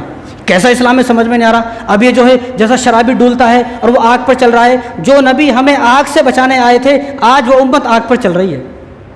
امام حسین کو بھی کتنا غصہ آتا ہوگا یہ دیکھ کر, یہ سوچ کر, جب ان کے پاس اطلاعات پہنچتی ہوں گی ان کو بھی کتنا غصہ آتا ہوگا کہ کیسا مذاق بنا رہے ہیں میرا, میں کیسے آ سکتا ہوں. اگر میں بولوں آپ کے والد صاحب میرے اندر آگے دیکھو, کتنا غصہ آتا ہے, میرے والد صاحب کی بے عزتی کر رہا ہے کیا؟ تو امام حسین کی بے عزتی نہیں ہو رہی کیا؟ امام حسین کے بارے میں سوچ رہا کہ امام حسین اس کے جسم میں آ گئے. یہ مشرکان عقیدہ ہے, یہ کوئی روح کسی کے اندر نہیں آتی ہے, نہ قیامت تک آئے گی, نہ آئی ہے کبھی. اور جتنے لوگ دعویٰ کرتے ہیں سارے جھوٹے ہیں. یہ قرآن کے خلاف بات ہے. قرآن میں اللہ نے فرما دیا کوئی روح کسی کا, ایک بار جو آدمی مر گیا بس وہ یا تو جنت میں ہے جہنم میں ہے, جنت میں سے آئے گا نہیں. جنت میں سے کون آئے گا؟ جنت میں سے کوئی نہیں آتا ہے بھائی. جنت کی جو نعمتیں ہیں وہ نعمتیں چھوڑ کر یہ سڑے ہوئے بریانی کھانے, سڑا ہوا شربت پینے کوئی نہیں آئے گا. اور جو ایک بار جہنم میں چلا گیا, لا یعصون اللہ ما امرهم ویفعلون ما یؤمرون, جہنم کے فرشتے اس کو چھوڑیں گے نہیں. تو یہ سوچنا کہ اس کے جسم کے اندر امام حسین آ گئے, یہ مشرکان عقیدہ ہے, کوئی نہیں آتا. کبھی غوث پاک سے آپ واقف ہیں, کبھی پوری زندگی میں غوث پاک نے دعویٰ کیا کہ میرے اوپر امام حسین آ گئے؟ خواجہ غریب نواز نے کبھی دعویٰ کیا؟ کبھی کسی شیخ الحدیث نے دعویٰ کیا؟ کبھی کسی عالم نے, مفتی صاحب نے دعویٰ کیا یہ کہ میرے اوپر امام حسین آ گئے؟ امام حسین اگر آ رہے ہیں اس جاہل کے اوپر آ رہے ہیں جو کبھی فجر کی نماز پڑھتا نہیں ہے, جس کے چہرے پر داڑھی نہیں ہے, شرابی ہے, چرس اور گانجا مار لے کے ڈول رہا ہے, اور لوگ یہ بول رہے ہیں کہ اس کے اوپر امام حسین آ گئے. یہ کیسے ہو سکتا ہے؟ یہ بالکل مشرکانہ عقیدہ ہے، اسلام سے خارج ہو گیا جو آدمی. میں تو اس سے بھی آگے کہتا ہوں، اگر امام حسین آتے تو سیدوں پر آتے جو ان کے خاندان کے لوگ ہیں. سیدوں کو چھوڑ کر تیرے اوپر کئی کو آ رہے بھائی؟ نیک آدمی کو نیک آدمی سے محبت ہوتی ہے، تو تمہاری نظروں میں امام حسین نیک نہیں ہے کیا؟ تو بدکار ہے، زنا خور ہے، سود خور ہے، دنیا بھر کا حرام خور، تیرے اوپر امام حسین کیسے آ جائیں گے؟ اسلام کا مذاق بنا کر رکھ دیا. جب ہم ایسی ویڈیو کو دیکھتے ہیں اور لوگ یہ مسلمان ہیں دعوے کرنے والے، تو ہمیں سمجھ میں نہیں آتا آخر ہم ان کو کیسا سمجھائیں، آخر کیسے. آپ کو بھی غصہ آ رہا ہوگا، لیکن یہ حقیقت بات ہے. کوئی آدمی کسی کا، اگر میں ہی بول دوں کسی کے گھر میں جا کے دیکھو آپ کا والد صاحب میرے جسم آگے دیکھو، تو آپ کو کتنا غصہ آئے گا. تو امام حسین کو بھی اس طرح غصہ آتا ہے بھائی کہ کس طرح دین اسلام کا مذاق بنا کر رکھ دیا ہے. اور جامعہ نظامیہ چلے جاؤ، فتوے لا لو. جامعہ نظامیہ حیدرآباد میں ہے. جب ان کو معلوم ہوا کہ لوگ علم اٹھا رہے، پنجے اٹھا رہے، تعزیہ اٹھا رہے، اس لیے میں تو کہتا ہوں کہ تعزیہ رکھنے اگر جائز ہوتے تو سب سے پہلے ہم لوگ یہاں محراب میں مسجد میں رکھتے. دیکھا آپ نے کسی مسجد میں تعزیہ رکھا ہوا ہے؟ کسی مدرسہ میں، کسی خانقاہ میں؟ دنیا کا کوئی مدرسہ، کوئی مسجد ایسی نہیں جہاں تعزیہ رکھا ہو. رکھے کہاں ہیں؟ گھروں میں رکھے. تو معلوم ہوا کہ جس چیز کی اجازت مسجد میں لانے کی نہیں ہے وہ چیز ہے ہی نہیں. جب جامعہ نظامیہ والوں کو معلوم ہوا تو جامعہ نظامیہ والوں نے ایک فتویٰ لکھا، اتنا بڑا فتویٰ. اور وہ فتویٰ کہاں لگایا؟ مکہ مسجد کے سامنے لگا ہوا ہے، جا کے دیکھ لیں آپ. مکہ مسجد کے سامنے لگا ہوا ہے، آپ جا کے دیکھ لیں. چار مینار کے پاس جو مکہ مسجد ہے، ایک بڑا فتویٰ انہوں نے لکھ کے لگایا ہوا ہے. تعزیے اٹھانا، علم اٹھانا، سواری آنا، حاضری آنا، یہ ساری چیز ناجائز حرام ہے. اسلام میں ان چیزوں کو اجازت ہی نہیں ہے. یہ انہوں نے لکھا ہوا ہے جامعہ نظامیہ، جا کے دیکھ لیں آپ. یہ کوئی ایسی عجیب سی بات نہیں ہے. اس لیے میں تو دو باتوں میں ساری بات، دو بات سمجھ لے کہ اللہ تبارک و تعالیٰ نے ہمیں ایک پیپر دے دیا ہے، ایک پیپر دے دیا ہے. وہ پیپر کہاں ہے؟ وہ پیپر قرآن ہے، وہ پیپر حدیث ہے. جو چیز قرآن حدیث میں نہیں ہے ہم اس کو فالو نہیں کریں گے، چاہے کوئی کچھ بھی کر لے. اور دوسری بات، قیامت کے دن ہم سے یہ پوچھا ہی نہیں جائے گا تو نے تعزیہ بٹھائے کہ نہیں بٹھائے، تو آگ پہ پھرا کہ نہیں پھرا، آگ پہ چلا کہ نہیں چلا، آگ پہ دوڑا کہ نہیں دوڑا، یہ پوچھا ہی نہیں جائے گا. جب ہم سے جو چیز پوچھی نہیں جائے گی، تعزیے کے بارے میں، علم کے بارے میں، شربت کے بارے میں، پنجوں کے بارے میں، جب یہ چیزیں، ماتم کے بارے میں، سوگ کے بارے میں، جب یہ چیزیں ہم سے پوچھے ہی نہیں جائیں گی تو ہم ان چیزوں کے لیے مصیبت کائی کو اٹھانا، ان چیزوں کے لیے پریشانی کائی کو اٹھانا، ان چیزوں پہ کوشش کائی کرنا جو ہم سے پوچھی جائیں گی. ہم صرف انہی چیزوں کی کوشش کریں گے. ہم سے نماز کے بارے میں سوال ہوگا، نماز کی پابند بنے آپ. قرآن کے بارے میں سوال ہوگا، قرآن دیکھ کے پڑھنا نہیں آتا. قرآن کے بارے میں سوال ہوگا، پوری 60-70 سال کی زندگی کہاں چلی گئی، قرآن کائی کو نہیں پڑھا.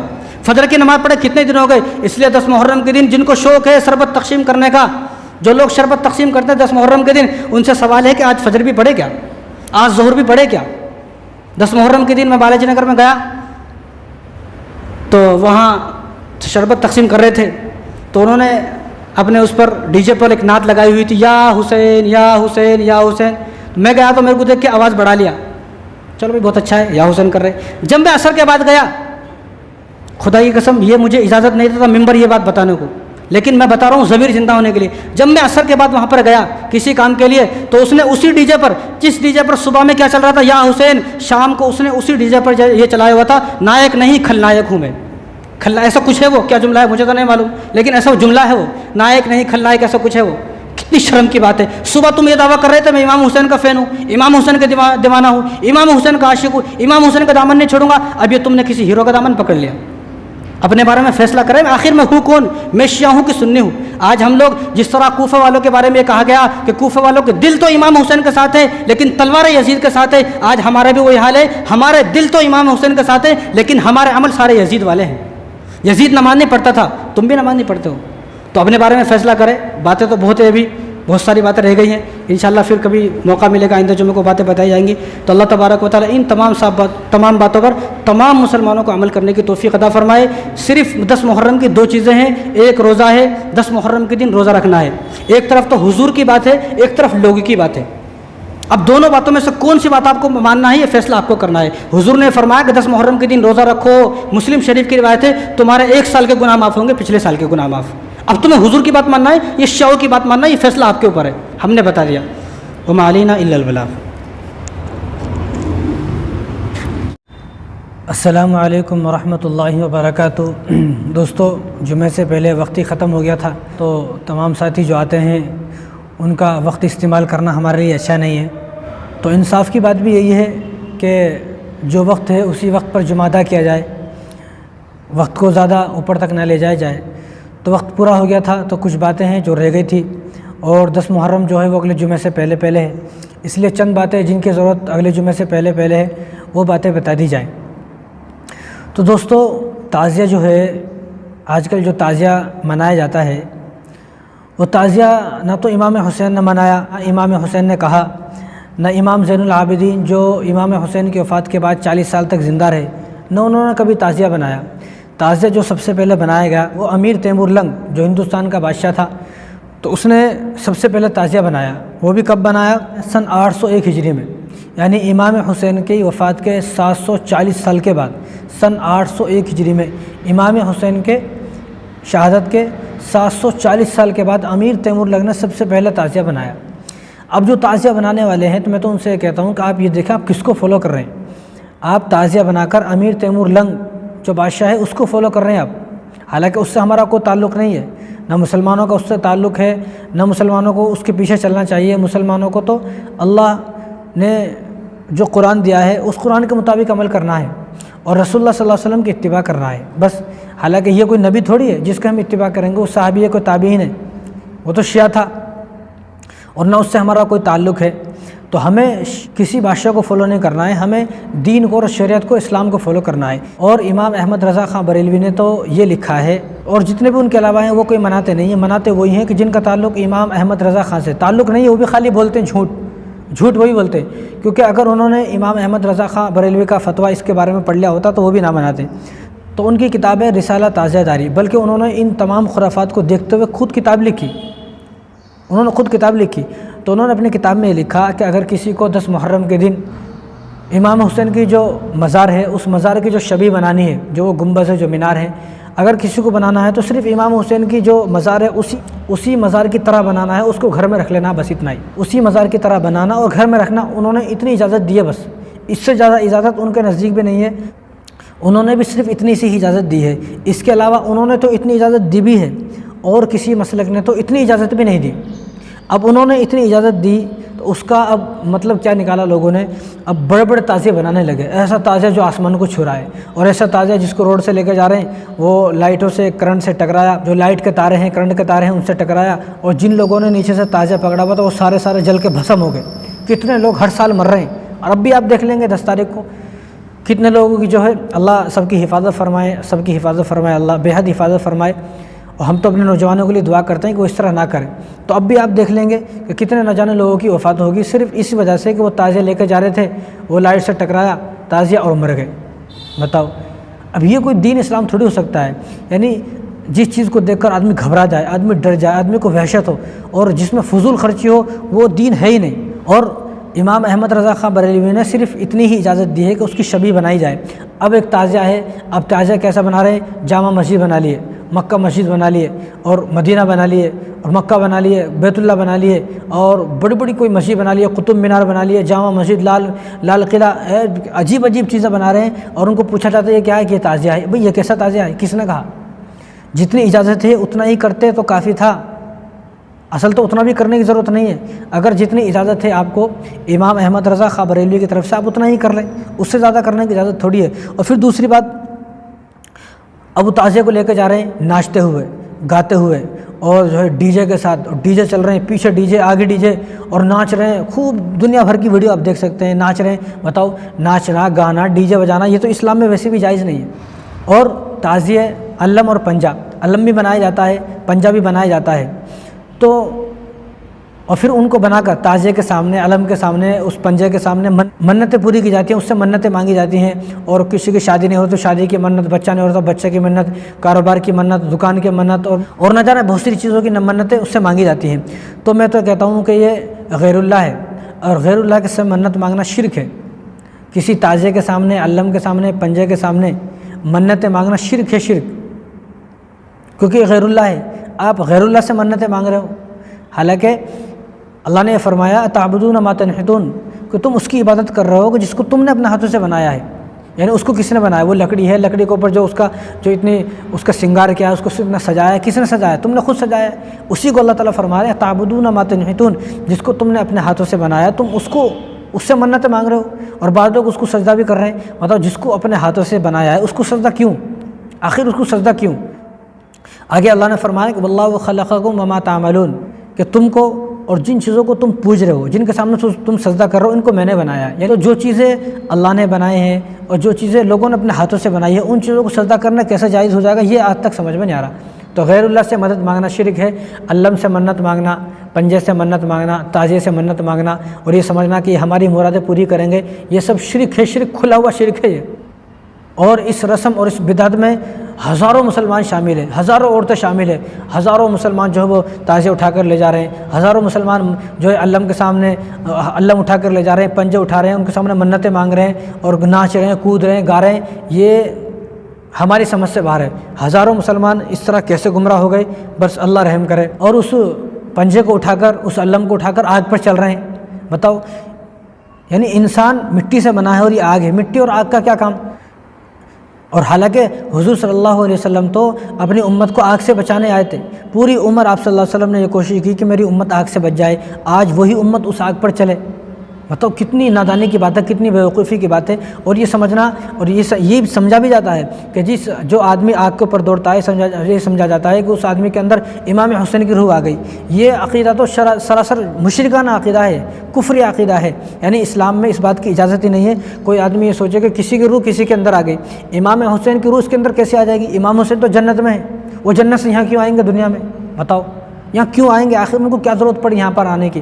اور پھر اگر امام حسین آتے، دیکھو اگر ہم یہ سمجھ لیں گے کہ امام حسین آئے ہیں تو جنت اور جہنم کا تو تصور ہی ختم ہو جائے گا، موت کا تصور ہی ختم ہو جائے گا، موت کا تو کوئی تصور ہی نہیں بچے گا۔ یعنی پھر تو ہر آدمی یہ سوچے گا کہ جب دل کرو جب وہ اپنے جنت میں سے آ جاتا ہے۔ یعنی آج امام حسین کے بارے میں سوچیں، کل اپنے والدہ کے بارے میں، کل والد صاحب کے بارے میں، کل دادا دادی پردادا پردادی ساس سسر کے بارے میں، دوست و احباب کے بارے میں، بھائیوں کے بارے میں، بہنوں کے بارے میں، سب کے بارے میں سوچا جائے گا، سب آ جاتے ہیں۔ پھر تو موت کا یہ تصور ہی ختم ہو جائے گا، پھر تو موت ایک مذاق بن کر رہ جائے گی، جنت اور جہنم ایک مذاق بن کر رہ جائے گی۔ عام سی بات ہے اور اس بات کو ہر آدمی سمجھ سکتا ہے کہ جنت سے کوئی واپس آنا نہیں چاہتا ہے۔ جنت میں جو نعمتیں ہیں ان نعمتوں کے سامنے دنیا کی نعمتیں سب بیکار ہیں، دنیا کی ساری نعمتیں بیکار ہیں، دنیا کی ساری نعمتیں ان کے سامنے ہیچ ہیں۔ تو جنت کی اتنی ساری نعمتیں، ان نعمتوں کو چھوڑ کر امام حسین کیوں آئیں گے؟ اگر کوئی آدمی جہنم میں ہے، کوئی جنت بھی ہے جہنم بھی ہے، اب اگر کوئی آدمی جہنم میں ہے تو اس آدمی کو جہنم سے فرشتے آنے ہی نہیں دیں گے۔ لا یعصون اللہ ما امرهم ویفعلون ما یؤمرون، کہ جہنم سے کیسے وہ فرشتے اس کو آنے دیں گے؟ ہرگز اللہ نے فرمایا ہے کہ وہ فرشتے ایسے ہیں کہ دنیا میں تم پولیس والوں کو رشوت دے کر چھڑا سکتے ہو، اپنے آپ کو کام بنا سکتے ہو اپنے، لیکن جہنم کے فرشتے ایسے ہیں کہ ان کو کوئی رشوت نہیں دی جا سکتی، نہ وہ کسی کو چھوڑیں گے، نہ دنیا میں کسی کو آنے دیں گے۔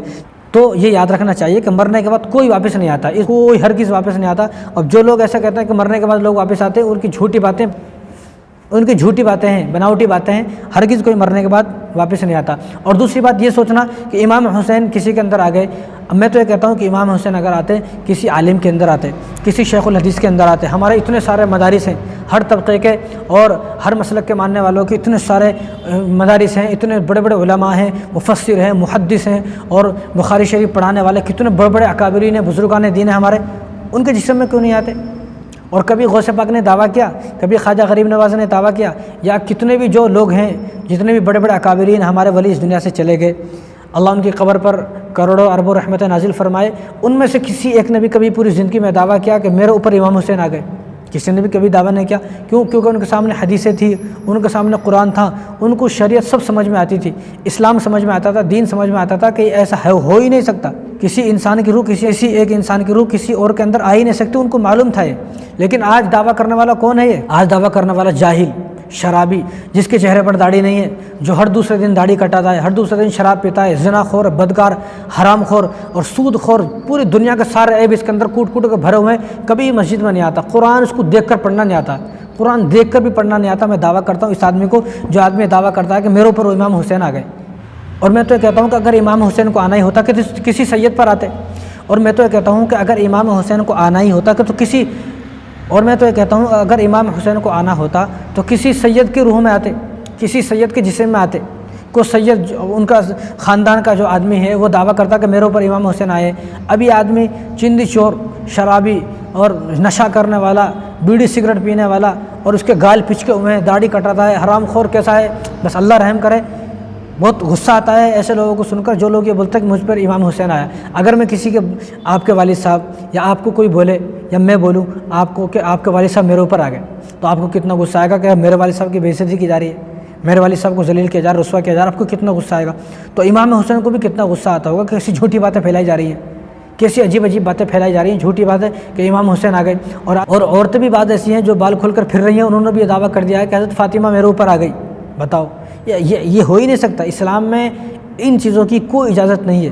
اور میں تو یہ کہتا ہوں کہ جو آدمی یہ دعویٰ کرتا ہے کہ مجھ پر امام حسین آ گئے، حضرت علی آ گئے، امام حسن آ گئے، حضرت فاطمہ میرے اوپر آ گئی، جو لوگ یہ دعویٰ کرتے ہیں، میں آپ لوگوں سے کہہ رہا ہوں کہ جو لوگ یہ دعویٰ کرتے ہیں، آپ کیا کریں، آپ ان کے پاس جائیں اور ان سے یہ کہیں کہ آپ کے اوپر امام حسین آ گئے نا، آپ امام حسین ہو، تو آپ یہ بتاؤ کہ جو آپ کے ساتھ جو 72 ساتھی آپ کو جو شہید ہوئے تھے میدان کربلا میں، آپ ذرا ان کے نام بتا دیجئے، بس اتنا کریں، آپ ان کا نام بتا دیجئے۔ نہیں بتا سکتا وہ، اگر اتنا بھی نہیں بتا سکتا وہ، تو اس سے یہ پوچھیں کہ 21 جو اہل بیت تھے، اہل بیت کے 21 ساتھی شہید ہوئے ہیں، آپ 21 ساتھی جو آپ کے ساتھ تھے اہل بیت کا، آپ ان کا نام بتا دیجئے۔ نہیں بتا سکتا وہ، اگر اتنا بھی نہیں بتا سکتا تو اس سے آگے پوچھیں، آپ سب سے پہلے اس سے یہ پوچھیں جو آدمی یہ دعویٰ کرتا ہے کہ میرے اوپر امام حسین آ گئے، اس سے یہ پوچھیں کہ آپ کے کتنے بھائی شہید ہوئے، آپ یہ بتائیں کہ آپ کے کتنے بھائی شہید ہوئے، بس یہ بتا دیں آپ۔ آج صرف امام حسین اور حضرت عباس علمبردار ان دونوں کا نام لیا جاتا ہے، حالانکہ حضرت علی رضی اللہ تعالیٰ عنہ کے 9 بیٹے شہید ہوئے ہیں میدان کربلا میں، 9 بیٹے، لیکن 9 بیٹوں میں سے صرف 2 بیٹوں کا نام لیا جاتا ہے۔ یہ کیسی ناانصافی ہے؟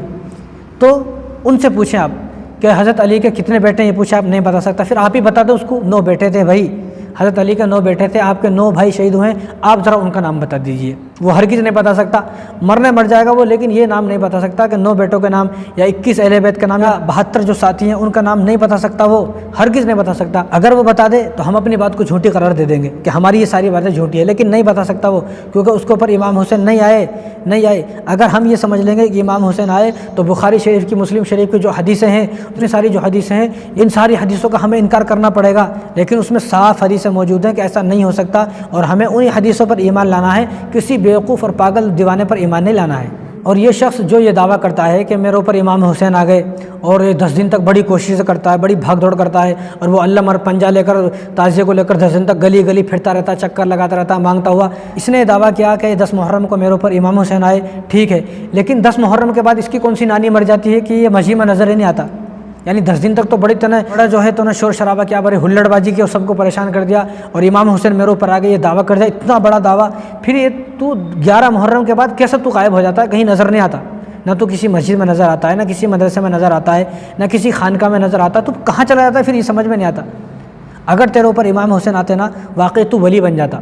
کوئی بھی آدمی دعویٰ کرتا ہے کہ میرے اوپر امام حسین آ گئے، امام حسین کی اگر کسی پر نظر بھی پڑ گئی، نظر بھی اگر دیکھ بھی لیا، خواب میں بھی جن کو امام حسین آتے ہیں وہ لوگ بھی ولی بن جاتے ہیں خواب میں بھی، اور یہ جیتا جاگتا یہ دعویٰ کرتا ہے کہ میرے اوپر امام حسین آئے، اور پھر تو نہیں بدل رہا، تجھے داڑھی رکھنے کی توفیق نہیں مل رہی، نماز پڑھنے کی توفیق نہیں مل رہی، تو ہم اس بات کو بالکل قبول نہیں کریں گے، بالکل ہرگز قبول نہیں کریں گے تیرے اوپر امام حسین آئے۔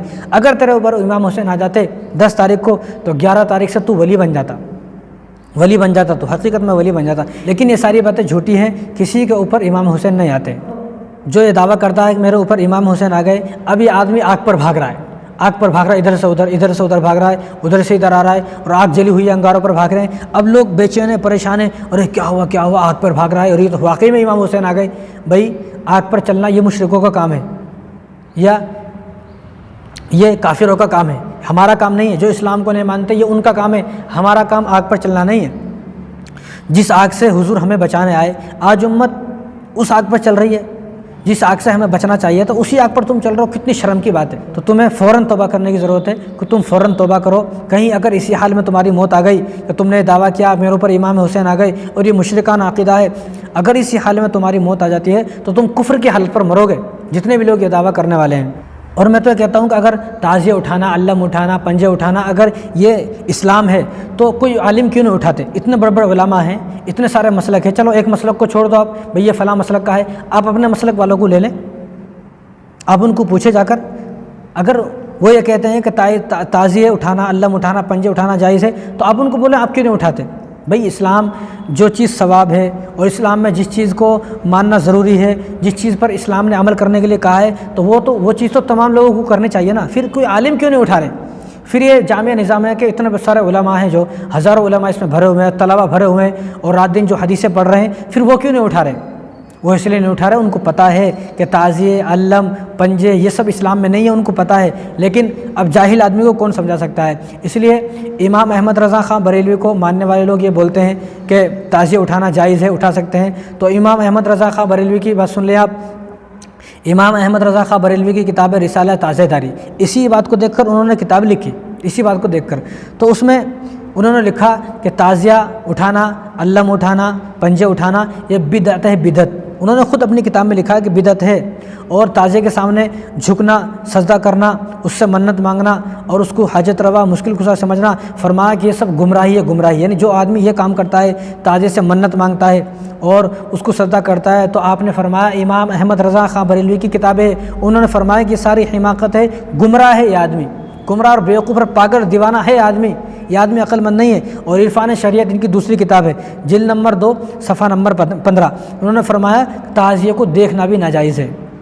بتاؤ، انہوں نے فرمایا کہ یہ جو مروجہ تعزیہ ہے، جو آج کل تعزیہ جو بنایا جا رہا ہے، جس کو روڈ پر لے کے پھر رہے ہیں، انہوں نے فرمایا کہ اس کی طرف دیکھنا بھی ناجائز، حرام ہے۔ بتاؤ، یہ تو ان کی بات ہے، ہماری بات تھوڑی ہے، یہ تو ان کی باتیں ہیں، اب ان سے تھوڑی انکار کر سکتے ہو۔ دنیا کا کوئی آدمی ان باتوں سے انکار نہیں کر سکتا ہے۔ اور پھر ظلم تو یہ ہے کہ جو تعزیہ، جس تعزیے کو اتنا کچھ سمجھا کہ جس تعزیے سے منت مانگی، سجدہ کیا، اتنا کچھ کیا، اسی تعزیے کو پھر نالے میں پھینک دینا، گندے نالے میں بہا دینا، بتاؤ کیسی کم عقلی کی بات ہے۔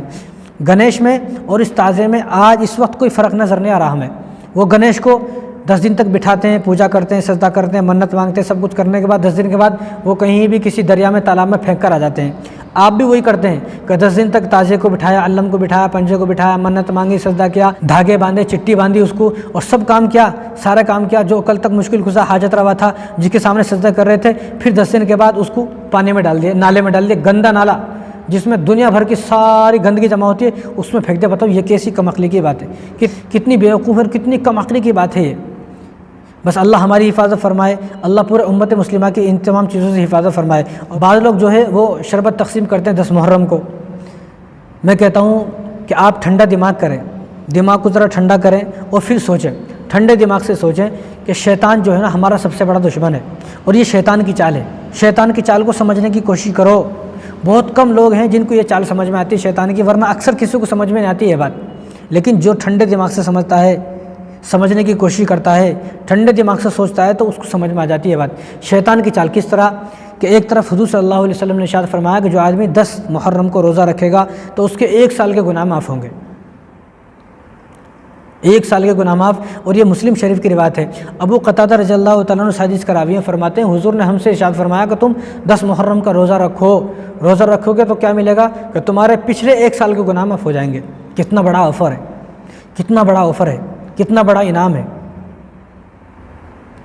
یعنی اللہ تبارک و تعالیٰ ایک روزے کے ذریعے سے، صرف ایک روزے کے ذریعے سے ہمارے 1 سال کو گناہ معاف کرنا چاہتے ہیں۔ اب شیطان نے سوچا اگر یہ لوگ اس بات پر عمل کریں گے جو حضور نے ان کو بتائی ہے، جو حضور صلی اللہ علیہ وسلم نے ان کو بتائی ہے کہ 1 سال کو گناہ معاف ہوتے ہیں، اگر اس بات پر عمل کرتے ہیں تو ان کے تو 1 سال کو گناہ معاف ہو جائیں گے، تو مجھے تو پھر سے 1 سال پیچھے جا کر پھر سے کوشش کرنا پڑے گا۔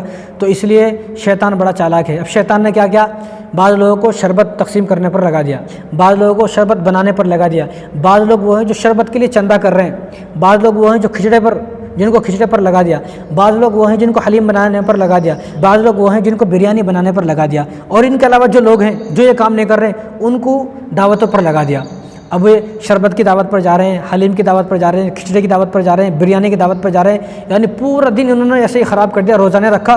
کتنی بڑی محرومی کی بات ہے۔ اس دنیا میں اس وقت اگر کوئی آدمی یہ بولے کہ بھائی تم 1 دن کام کرو، 1 دن کام کرو، تمہارے کو 1 سال کی تنخواہ دی جائے گی، یا کسی آدمی کے پاس 1 لاکھ روپے قرضہ ہے، اب وہ جس کے اوپر قرضہ ہے وہ یہ بولے کہ بھائی فلاں میرا ایک کام کر دے، چلو 1 لاکھ قرضہ معاف، تو بتاؤ ہر آدمی کرے گا نہیں کرے گا؟ ہر آدمی کرے گا۔ اور کسی آدمی کو بولا جائے کہ 1 سال کی تنخواہ دی جائے گی، بس 1 دن کام کر، تو ہر آدمی کام کرے گا۔ تو اسی طرح حضور نے ارشاد فرمایا کہ تم 1 دن روزہ رکھو 10 محرم کا، تو تمہارے 1 سال کے پچھلے گناہ معاف ہوں گے، پچھلے 1 سال کو گناہ معاف۔ اب شیطان نہیں چاہتا ہمارے گناہ معاف ہو، اس لیے شیطان کی چال کو سمجھنے کی کوشش کریں کہ شیطان کی چال ہے، شیطان نہیں چاہتا ہمارا گناہ معاف ہو۔ اب میں تو یہ کہتا ہوں کہ ایک طرف تو حضور کی بات ہے، حضور نے فرمایا تم روزہ رکھو تمہارے 1 سال کے گناہ معاف ہوں گے، ایک طرف شیطان کی بات ہے، شیطان یہ کہہ رہا ہے کہ شربت تقسیم کرو، سبیلے لگاؤ، کھچڑے بناؤ، حلیم بناؤ، بریانی بناؤ، دعوت میں جاؤ، دعوت میں لوگوں کو بلاؤ۔ اب تمہیں شیطان کی بات ماننا ہے، تمہیں حضور کی بات ماننا ہے، فیصلہ آپ کے ہاتھ میں ہے، میں نے آپ کو بتا دی ہے۔ اب اس سے موٹے انداز میں کیا سمجھا سکتا ہوں؟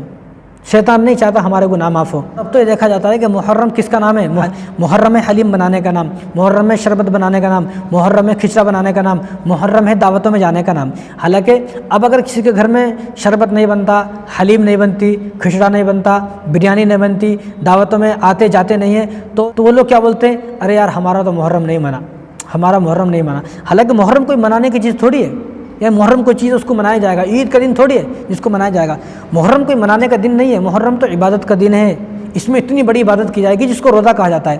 10 محرم کو روزہ رکھے، آپ کے 1 سال کے گناہ معاف، بس اتنا سا کام کرنا ہے، دوسرا کچھ بھی نہیں کرنا ہے۔ اور شربت تقسیم کرنے والے ایک بات اور یاد رکھیں، البدایہ والنہایہ حدیث کی کتاب ہے جس میں صاف طور سے لکھا ہے کہ جو خوارج تھے، خوارج، یہ خوارج کا طریقہ ہے۔ جب جو خوارج ہیں ان کو اہل بیت سے دشمنی ہے، جب ان کو معلوم ہوا کہ امام حسین شہید ہو گئے ہیں تو انہوں نے خوشی میں لوگوں کو شربت تقسیم کیا، خوشی میں لوگوں کی دعوتیں کی، انہوں نے جو ہے کھچڑا بنایا، حلیم بنائی، اور انہوں نے کھانے بنا کر تقسیم کرے امام حسین کی شہادت کی خوشی میں۔ یہ خوارج ہیں۔ اب وہ خوارج کا طریقہ سنی مسلمانوں میں آ گیا ہے۔ اب مسلمانوں کو سمجھائے تو مسلمان یہ بولتے ہیں کہ تم جو ہے گستاخ رسول ہو، تم کو اہل بیت سے دشمنی ہے، اہل بیت سے محبت نہیں ہے، تمہارا دل جو ہے اہل بیت کی محبت سے خالی ہے۔ ایسا نہیں ہے، بلکہ یہ خوارج کا طریقہ ہے۔ البدایہ والنہایہ حدیث کی کتاب ہے، تو ہم حدیث کی بات مانیں گے، ہم تمہاری بات مانیں گے؟ تو خوارج کا طریقہ ہے، خوارج کے طریقے کو سمجھنے کی کوشش کرے۔ اور جو کھانا پینا ہے، جیسے شربت تقسیم کرنا، جیسا کہ شربت تقسیم کرنا ہے، بریانی بنانا ہے، حلیم بنانا ہے، کھانے پینے کی چیز تو خوشی میں اچھی لگتی ہیں۔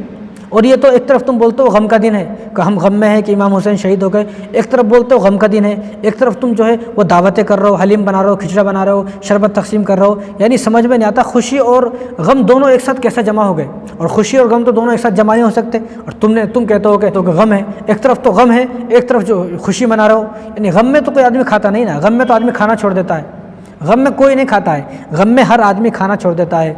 اس لیے میں کہتا ہوں کہ امام حسین شہید اس دنیا سے گئے، تم بھی امام حسین کے نقش قدم پر چلو کہ تم بھی روزہ رکھو۔ امام حسین اس دنیا سے پیاسے گئے 10 محرم کو، تو ہم بھی 10 محرم کے دن پیاسے رہیں گے، بھوکے رہیں گے، ہم بھی روزہ رکھیں گے۔ امام حسین کے نقش قدم پر چلنا تو ہے، امام حسین 10 محرم کو پیاسے تھے، لہذا ہم بھی پیاسے رہیں گے، ہم بھی روزہ رکھیں گے۔ اور یہ سوچنا کہ جو ہم شربت تقسیم کر رہے ہیں، شربت جو ہے بنا رہے ہیں، شربت جو ہے لوگوں کو پلا رہے ہیں، یہ امام حسین کو جائے گا، ہرگز ایسا نہیں ہو سکتا۔ امام حسین کو کیسے جائے گا؟ وہ جنت میں ہے۔ ہاں ایثار ثواب کے لیے آپ کر سکتے ہو، اور ایثار ثواب کے لیے آپ جب دل کرے جب کر سکتے ہو، جب آپ کا دل کرے، جب آپ تقسیم کریں، جب آپ کا دل کرے، سال میں کبھی بھی۔ لیکن یہ سوچنا کہ، اور دوسری بات یہ ہے کہ 10 محرم کو ہی تقسیم کرنے کا مطلب یہ ہے کہ لوگ یہ سوچتے ہیں کہ امام حسین کو 10 محرم کے دن ہی پیاس لگتی ہے۔ عجیب بات ہے، امام حسین کوئی قید خانے میں تھوڑی ہے، امام حسین تو اللہ کا الحمدللہ جنت میں۔ ہمارا عقیدہ یہ ہے کہ امام حسین جنت میں ہے، اور شہادت ایک بہت بڑی نعمت ہے، بہت بڑی دولت ہے، تو جنت میں ہے نہ۔ ان کے پاس یہ جنت کا تو جو شربت ہے وہ تو اتنا خوبصورت شربت ہے، یہ سڑا ہوا شربت تو ان کو پسند بھی نہیں آئے گا ہمارا یہاں کا۔ تو جنت کا شربت ان کے پاس ہے، آب و کوثر ان کے پاس ہے، وہ اپنے نانا کے پاس ہیں، وہ عیش و آرام میں۔ اگر آپ ایصال ثواب کے لیے کرنا چاہتے ہو تو آپ کبھی بھی کر سکتے ہیں، لیکن آپ ہرگز یہ نہ سوچیں کہ ہم جو شربت تقسیم کر رہے ہیں وہ امام حسین کو جائے گا، کوئی امام حسین کو جانے والا نہیں ہے۔ اور حالانکہ اللہ نے تو یہ فرمایا وَلَا تَحْسَبَنَّ الَّذِينَ قُتِلُوا فِي سَبِيلِ اللَّهِ أَمْوَاتًا، کہ جو لوگ شہید ہو گئے ہیں وہ مرے نہیں ہیں، ان کو مرے ہوئے نہ کہو، وہ مردہ نہیں ہے۔ بَلْ أَحْيَاءٌ عِندَ رَبِّهِمْ يُرْزَقُونَ، بلکہ وہ تو زندہ ہیں، ہم ان کو رزق دیتے ہیں، ہم ان کو کھانا کھلاتے ہیں، ہم ان کو پانی پلاتے ہیں۔ یعنی اللہ فرما رہے ہیں بل احیاء عند ربهم يرزقون، ہم ان کو کھانا کھلاتے ہیں، ہم ان کو پانی پلاتے ہیں۔ تو بتاؤ، جس آدمی کو اللہ کھانا کھلائے، جس آدمی کو اللہ پانی پلائے، تو ہمارے پانی اور شربت کی کھانے کی اس کو کیا ضرورت ہے؟ اس کو تو ضرورت ہی نہیں ہے۔ تو امام حسین کو ہمارے کوئی شربت کی ضرورت نہیں ہے۔ اگر آپ کو شربت پلانا ہی ہے تو کسی اور دن پلائیں، شربت پلانا ہی ہے تو پلا سکتے ایصال ثواب کے لیے۔ یہ نہ سوچے کہ امام حسین کو پہنچے گا، امام حسین کی پیاس بجھے گی۔ یا میں تو یہ کہتا ہوں اگر آپ کو شربت پلانا ہی ہے تو آپ اپنے والدین کی طرف سے شربت پلائیں، جو آپ کے والدین، آپ کی والدہ، آپ کا پورا خاندان جو بیچارے اتنے نیک عمل نہ کر سکے، اتنے نیک نہیں تھے، ان کی طرف سے آپ شربت پلائیں تو زیادہ ثواب ملے گا۔ امام حسین کو ہمارے کوئی ایصال ثواب کی ضرورت ہی نہیں ہے، انہوں تو جنت میں پہلے ہی جنت میں، ان کو ہمارے ثواب کی ضرورت ہی نہیں ہے۔ ہم پہنچائیں گے بہت اچھا ہے، نہیں پہنچائیں گے تو ان پر کوئی فرق پڑنے والا نہیں ہے۔ اس لیے اگر کسی کو پلانا ہے تو اپنے والدین کی طرف سے پلائیں، دادا دادی کی طرف سے پلائیں جو اس دنیا سے چلے گئے ہیں۔ اسلام کو بدنام نہ کریں، ایک طرف یہ کہتے ہیں کہ ہم عاشق رسول ہیں، ہمیں امام حسین سے محبت ہے، تو امام حسین سے اگر محبت ہے تو امام حسین تو 10 تاریخ کو پیاسے تھے، اس دنیا سے پیاسے گئے، آپ بھی پیاسے رہو، آپ بھی پورے دن پیاسے رہو، جس طرح امام حسین پیاسے تھے، بھوکے تھے، آپ بھی عاشورہ کے دن پیاسے رہیں، بھوکے رہیں، تاکہ امام حسین کی مشابہت تمہیں اختیار ہو۔ یہ امام حسین کی مشابہت نہیں ہے 10 محرم کے دن حلیم کھانا، کھچڑی کھانا، بریانی بنانا، شربت بنانا اور ان کو تقسیم کرنا، کھانا پینا، دعوتوں میں جانا، یہ امام حسین کی مشابہت نہیں ہے۔ امام حسین کی مشابہت یہ ہے کہ بھوکے رہو تم۔ اور اب تو محرم اسی چیز کا نام رکھ دیا ہے، محرم ہے اسی چیز کا نام، شربت بنانا، حلیم بنانا، شربت تقسیم کرنا، کھچڑے بنانا، دعوتوں میں آنا جانا، بریانی بنانا، انہی تمام چیزوں کا نام اب محرم ہو گیا ہے۔ اور شربت بنانے والوں سے، شربت تقسیم کرنے والوں سے، حلیم اور کھچڑا تقسیم کرنے والوں سے 10 محرم کو اور بنانے والوں سے میرا سوال ہے کہ آج فجر کی نماز پڑھے؟ کہ آج فجر کی نماز پڑھے؟ کب اٹھے سو کر؟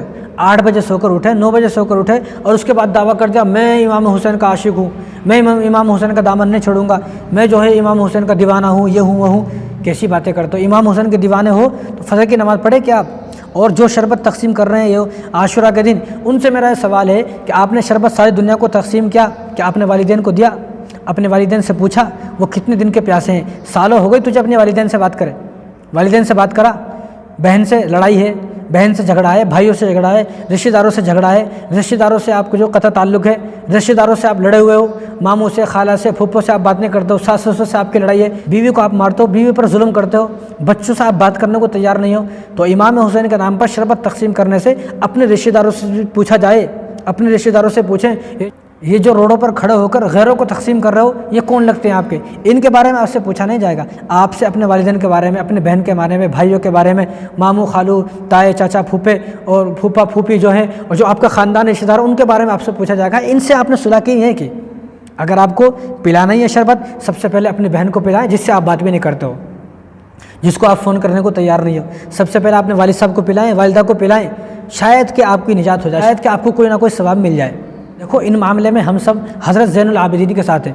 حضرت زین العابدین، امام زین العابدین رحمۃ اللہ علیہ جو امام حسین کے بیٹے تھے، انہوں نے 10 محرم کے دن انہوں نے اپنی آنکھوں سے دیکھا سب کچھ، یہ حالات کربلا کا واقعہ پر اپنی آنکھوں سے دیکھا، لیکن انہوں نے 40 سال تک زندہ رہے وہ امام حسین کے بعد، 40 سال تک، لیکن 40 سال تک انہوں نے نہ کوئی تعزیہ نکالا، نہ کوئی علم نکالا، نہ کوئی پنجے بٹھائے، نہ تعزیے بٹھائے، اور نہ انہوں نے کوئی شربت تقسیم کیا، نہ کوئی کھچڑا بنایا، نہ کوئی حلیم بنایا، انہوں نے کچھ نہیں کیا، کچھ کیا ہی نہیں، نہ کوئی ماتم کیا، نہ سوگ کیا، نہ غم کیا، کچھ نہیں کیا انہوں نے کچھ کیا ہی نہیں۔ تو ہم اس معاملے میں امام زین العابدین کے ساتھ ہیں، جب انہوں نے کچھ نہیں کیا وہ ہمارے لیے دلیل ہیں، وہ ہمارے لیے حجت ہیں، وہ ہمارے بڑے ہیں، ہمارے جو ہے وہ آنکھوں کا تارا ہیں، وہ ہمارے سر کے تاج ہیں، ان کی سفارش کی بنا پر جنت کے دروازے ہمارے لیے کھلیں گے، تو ہم انہی کے ساتھ ہیں۔ جب انہوں نے یہ سارے کام نہیں کیے 10 محرم کو امام زین العابدین نے، تو ہم بھی ایسا کوئی کام نہیں کریں گے، ہم بھی اس معاملے میں امام زین العابدین کے ساتھ ہیں۔ دیکھو جب ہم حدیثوں کو دیکھتے ہیں تو ہمیں صرف 2 چیزیں ملتی ہیں یوم عاشورہ کے دن،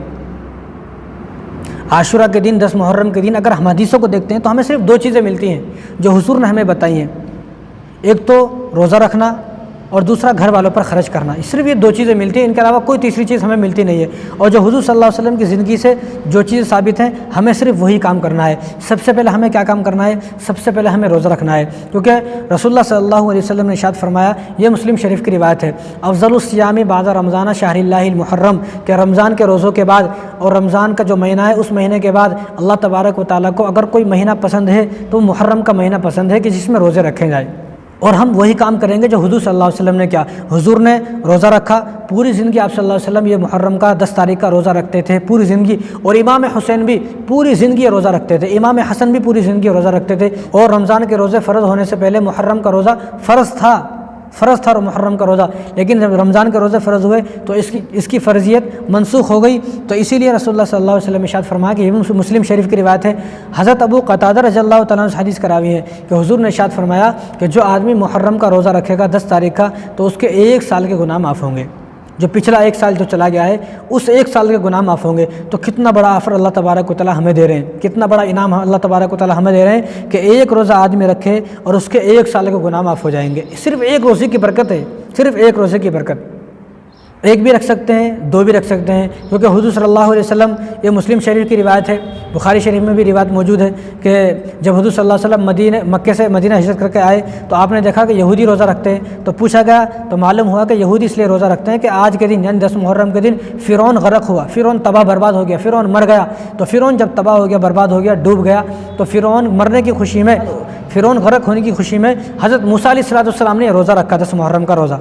تو 10 محرم کا روزہ حضرت موسیٰ علیہ السلام نے رکھا، تو اس کے بعد بنی اسرائیل والے بھی رکھنے لگے، تو حضور نے جب حضور کو معلوم ہوا تو حضور نے ارشاد فرمایا کہ موسیٰ علیہ السلام کے ہم زیادہ قریب ہیں، موسیٰ علیہ السلام تو ہمارے بھائی ہیں، نبی ہیں، تو ہم زیادہ قریب ہیں، لہٰذا ہم جو ہے ہم بھی روزہ رکھیں گے۔ تو حضور نے ارشاد فرمایا کہ اب ہم 2 روزے رکھیں گے، ایک روزہ تو حضور پہلے سے رکھتے تھے 10 محرم کا، جب یہاں پر یہ بات حضور کو معلوم ہوئی تو حضور نے فرمایا کہ اب ہم 2 روزے رکھیں گے، 2 روزے۔ تو اس زمانے کے یہودی روزہ رکھتے تھے، اس لیے ان کی مشابہت سے بچنے کے لیے حضور نے ارشاد فرمایا، لیکن اب یہودی کو کہاں معلوم، یہودیوں کو یہ نہیں معلوم کہ 10 محرم کب آیا کب گیا۔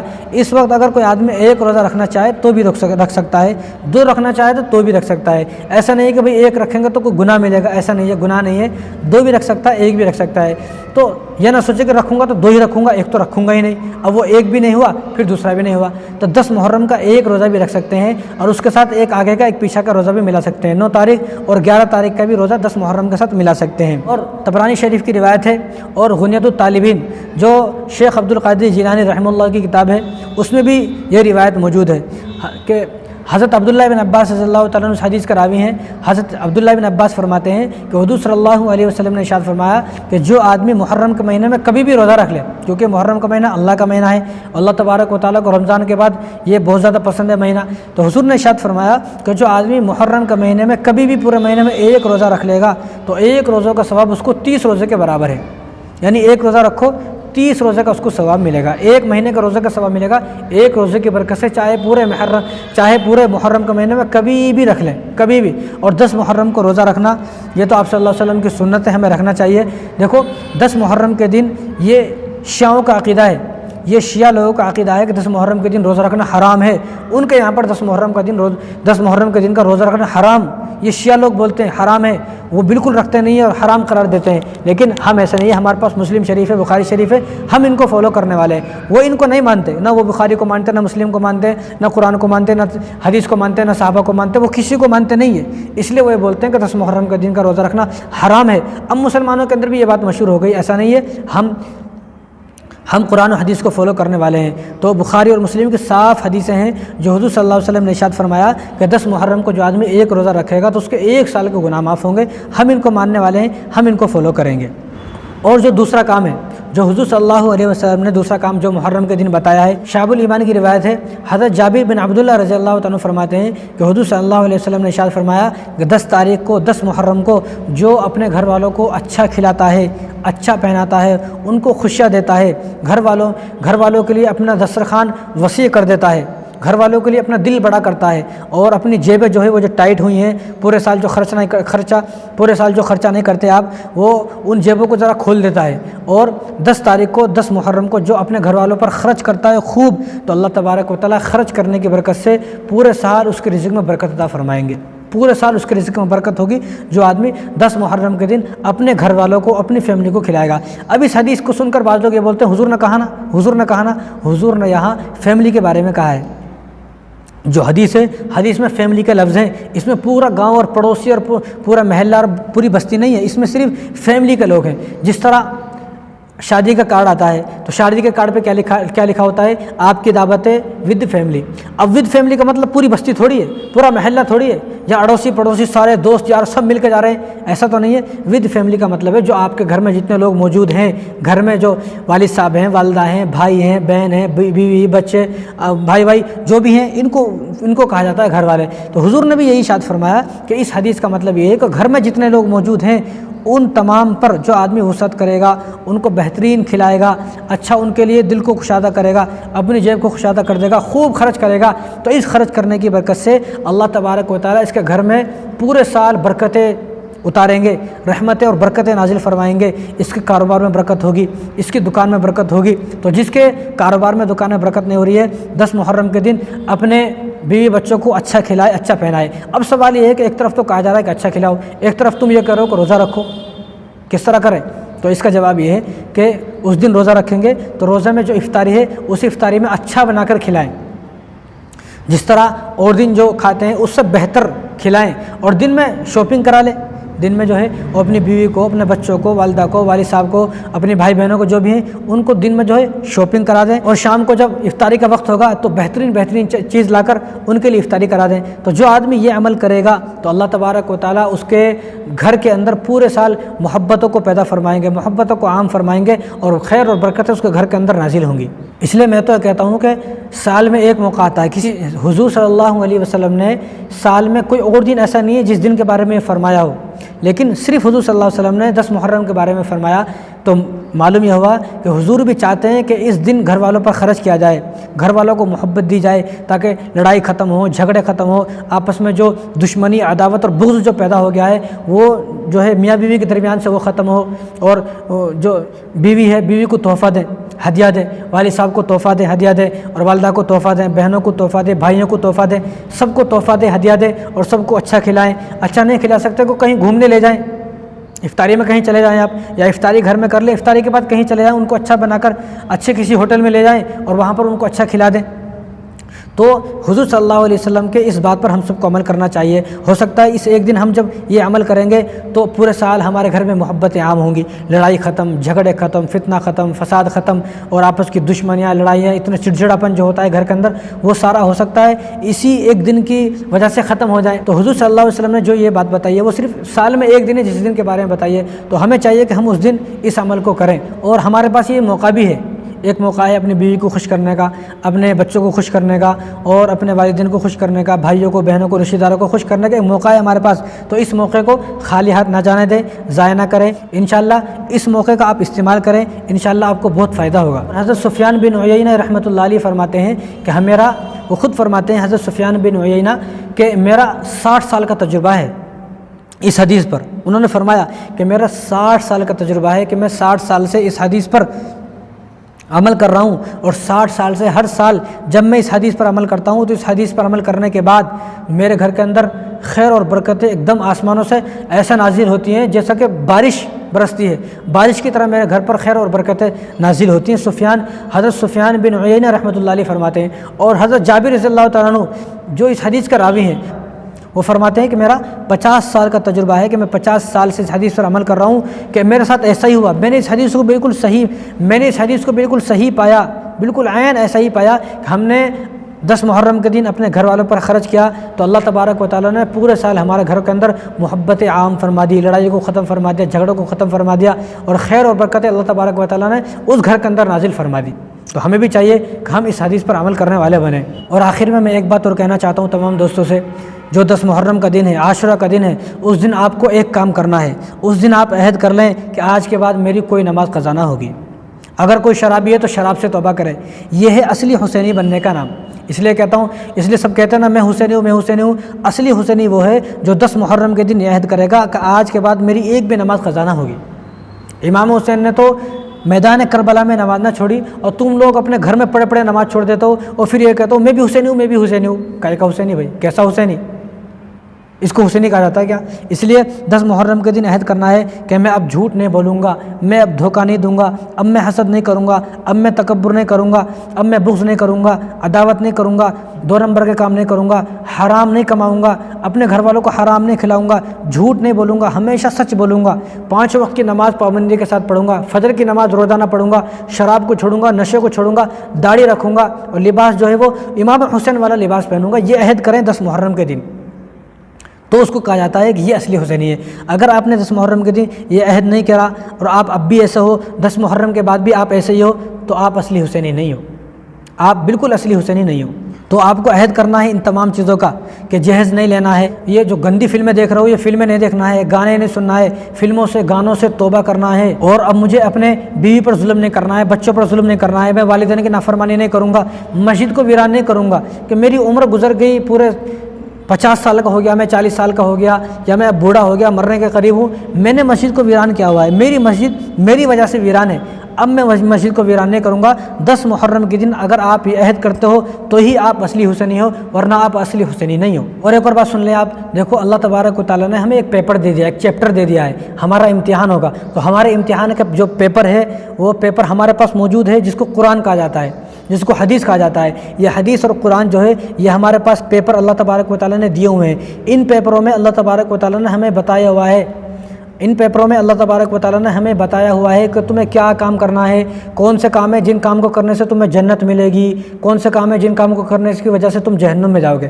تو ان میں جو لکھا ہوا ہے کہ یہ کام کرو گے تو جنت میں جاؤ گے. قرآن میں, حدیث کی کوئی بھی کتاب لے لیں آپ, پوری دنیا کی کوئی بھی کتاب, تو کسی بھی حدیث میں یہ لکھا ہوا نہیں ہے کہ تم محرم کے دن شربت بناؤ گے تو جنت میں جاؤ گے, کھچڑا بناؤ گے تو جنت میں جاؤ گے, حلیم بناؤ گے تو جنت میں جاؤ گے, بریانی بناؤ گے تو جنت میں جاؤ گے, لوگوں کی دعوت کرو گے تو جنت میں جاؤ گے, سبیلے لگاؤ گے روڈوں پر تو جنت میں جاؤ گے, ماتم کرو گے تو جنت میں جاؤ گے, غم بناؤ گے تو جنت میں جاؤ گے, سوگ کرو گے تو جنت میں جاؤ گے. یا کہیں ایسا ہے ہی نہیں, کسی بھی کتاب میں نہیں ہے, دنیا کی کوئی کتاب ایسی نہیں ہے جس میں, ہاں شیعوں کی کتاب ہیں جن میں لکھا ہوا ہے, لیکن اہل سنت والجماعت جن کتابوں کو فالو کرتے ہیں ان میں سے کسی کتاب میں لکھا ہوا نہیں ہے کہ تم محرم کے دن یہ ساری خرافات کرو گے, بدعت کرو گے, یہ ساری رسم کرو گے تو جنت میں جاؤ گے. ایسا قرآن میں نہیں ہے, حدیث میں نہیں ہے. جب اللہ تبارک و تعالیٰ نے ہمیں یہ بتا دیا ہے اور ہمارے پاس صاف قرآن میں اور حدیث میں موجود ہے کہ کون سے کام سے جنت ملے گی, تو ہم یہ کام نہیں کریں گے جو قرآن و حدیث میں نہیں ہے. اور دوسری بات, قیامت کے دن ہم سے یہ پوچھا ہی نہیں جائے گا تو نے سبیلے لگائی نہیں لگائی, شربت بنایا نہیں بنایا, حلیم بنایا نہیں بنایا, کھچڑا بنایا نہیں بنایا, ماتم کیوں نہیں کیا, اور اپنے آپ کو مارا کیوں نہیں, نوحہ کیوں نہیں کیا, ماتم کیوں نہیں کیا, یہ پوچھا ہی نہیں جائے گا. جب یہ ہم سے پوچھا ہی نہیں جائے گا تو ہم کیوں کریں؟ جو ہم سے پوچھا جائے گا, نماز کے بارے میں ہم سے پوچھا جائے گا, قرآن کے بارے میں ہم سے پوچھا جائے گا, داڑھی کے بارے میں ہم سے پوچھا جائے گا, حسن سلوک, صلہ رحمی کے بارے میں ہم سے پوچھا جائے گا, والدین کے ساتھ نافرمانی کر رہے ہو یا فرمانبردار ہو, یہ ہم سے پوچھا جائے گا. تو جو ہم سے پوچھا جائے گا ہم اس چیز پر کوشش کریں نا. جو ہم سے پوچھا ہی نہیں جائے گا اس چیز کے لیے ہم کیوں کوشش کریں؟ بتاؤ, کیوں فضول خرچی کریں, کیوں بدنام ہوں ہم, کیوں اسلام کو بدنام کریں, کیوں ان چیزوں کے لیے ہم اتنی محنت کریں, روڈوں پر پورا دن پھرنا علم لے کر, کیوں جب سے پوچھا نہیں جائے گا علم کے بارے میں, تعزیہ کے بارے میں. تو لہٰذا صاف سی بات ہے, جو ہم سے نہیں پوچھا جائے گا ہم وہ کام ہرگز نہیں کریں گے, جو ہم سے پوچھا جائے گا ہم وہ کام کریں گے. اس لیے میں کہتا ہوں کہ اگر حضور صلی اللہ علیہ وسلم نے ہم سے قیامت کے دن یہ پوچھا, بعض لوگ یہ بولتے ہیں حضور پوچھیں گے, اگر حضور نے ہم سے یہ پوچھا کہ تو نے ماتم کیوں نہیں کیا, سبیلے کیوں نہیں لگائی, شربت کیوں نہیں بنایا, شربت تقسیم کیوں نہیں کیا, اور کھچڑے کیوں نہیں بنائے, تو نے جو اتنے سارے ماتم ہے, یہ سب پنجے ہے, تعزیے ہے, علم ہے, تو نے کیوں نہیں کیے, اگر حضور صلی اللہ علیہ وسلم ہم سے پوچھنے لگے تو ہم حضور کو ادباً بولیں گے, یا رسول اللہ آپ یہ بتائیں کہ آپ نے کہاں ہم سے کہا ہے, آپ یہ بتائیں. آپ اپنی کوئی حدیث پیش کریں جس حدیث میں آپ نے کہا ہو کہ تعزیے اٹھاؤ, علم اٹھاؤ, پنجے اٹھاؤ, ان سے منت مانگو, سبیلے لگاؤ, شربت لگاؤ, کھچڑے بناؤ, دعوتوں میں آؤ جاؤ. اگر آپ نے کہیں کہا ہے تو ہمارا سر ہے, آپ جو سزا دینا چاہیں ہم سزا بھگتنے کے لیے تیار ہیں, لیکن ایسا ہے نہیں کہیں. جب کسی حدیث میں ہے نہیں تو ہم حضور صلی اللہ علیہ وسلم کو بولیں گے, یا رسول اللہ یہ ایسا کہیں ہے نہیں, نہ قرآن میں ہے, نہ حدیث میں ہے, نہ امام بخاری نے ہمیں بتایا, نہ امام اعظم ابو حنیفہ نے ہمیں بتایا, نہ کسی عالم نے, نہ کسی بزرگ نے, نہ کسی استاد نے ہمارے نے, نہ کسی ہمارے مول صاحب نے, مفتی صاحب نے یہ بتایا ہی نہیں, یہ ہے نہیں, تو ہم نے اس لیے نہیں کیا. لہٰذا جب آپ نے بتایا نہیں, ہاں جو آپ نے بتایا ہے ہم نے وہ کام کیا ہے. آپ نے بتایا نماز پڑھو, آپ نے کہا کہ آپ کی آنکھوں کی ٹھنڈک نماز میں ہے, تو یا رسول اللہ میری پوری زندگی دیکھ لیں آپ, میرا رجسٹر اٹھا کر دیکھ لیں آپ کہ میرے رجسٹر میں ایک نماز بھی قضا نہیں ہے, میں نے پوری نمازیں پڑھی ہیں. حضور جو آپ نے فرمایا میں نے ان باتوں پر عمل کیا, جو آپ نے نہیں فرمایا کہ میں نے ان باتوں پر عمل نہیں کیا, ہم حضور کے بول سکتے ہیں. حالانکہ اور کہیں ہے ہی نہیں, جب کہیں ہے ہی نہیں تو حضور دکھائیں گے بھی نہیں, تو حضور تو ہمیں بھاگ کر اپنے سینے سے لگا لیں گے, اپنے گلے لگا لیں گے اور آب کوثر ہمیں پیش کریں گے, کیونکہ جب یہ ہے ہی نہیں کہیں. اگر حضور ہم سے پوچھنے لگے, کیوں ہم نہیں کریں گے, ہرگز ہم نہیں کریں گے. جتنے بھی خرافات 10 محرم کے دن ہو رہے ہیں ہم ان میں سے ہرگز ایک کام بھی نہیں کریں گے. وہ اس لیے نہیں کریں گے, حضور نے نہیں فرمایا. اگر قیامت کے دن حضور ہم سے پوچھنے لگے تو ہم حضور کے ایک ہی بات بولیں گے, یا رسول اللہ آپ دکھا دیں, آپ نے کہاں فرمایا آپ دکھا دیں.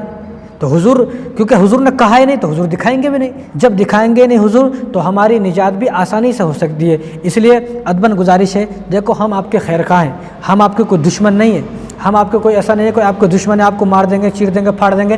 ہم آپ کے خیر خواہ ہیں اور ہمارے اوپر اللہ تبارک و تعالیٰ نے ایک ذمہ داری ڈالی ہے، اور ہم وارثین انبیاء ہیں۔ رسول اللہ صلی اللہ علیہ وسلم جو دین کو چھوڑ کر گئے ہیں اسی دین کو اسی طرح پیش کرنا یہ ہمارا کام ہے بس۔ اور میں بارہا یہ کہتا ہوں کہ ہم اسلام کو بتانے والے ہیں، اسلام کو بنانے والے نہیں ہیں۔ الحمدللہ ہماری ذمہ داری، ہم اسلام کو بتاتے ہیں، اسلام کو بنانے والے نہیں ہیں۔ تو لہٰذا جتنا دین نازل ہو چکا تھا حضور کے زمانے میں، اور اللہ تبارک و تعالیٰ نے فرمایا الیوم اکملت لکم دینکم، دین یہی ہے جو اب تک نازل ہو چکا ہے، صرف اسی پر عمل کرنا ہے، اس کے بعد آپ کو کسی اور چیز پر عمل نہیں کرنا ہے۔ لہٰذا اب ہمیں کسی نئی چیز پر عمل کرنے کی ضرورت نہیں ہے، قطعاً ضرورت نہیں ہے۔ تو بیان بہت لمبا ہو گیا، باتیں تو اور بھی بہت ہیں، تو اللہ تبارک و تعالیٰ ہم سب کو، تمام مسلمانوں کو ان تمام باتوں پر عمل کرنے کی توفیق عطا فرمائے، اور محرم کے جتنے بھی خرافات ہیں، جتنے بھی بدعات ہیں، جتنی بھی رسومات ہیں جو پیدا ہو گئی ہیں آج کل، اللہ تبارک و تعالیٰ تمام مسلمانوں کی ان تمام بدعات سے حفاظت فرمائے۔ وآخر دعوانا الحمدللہ رب العالمین۔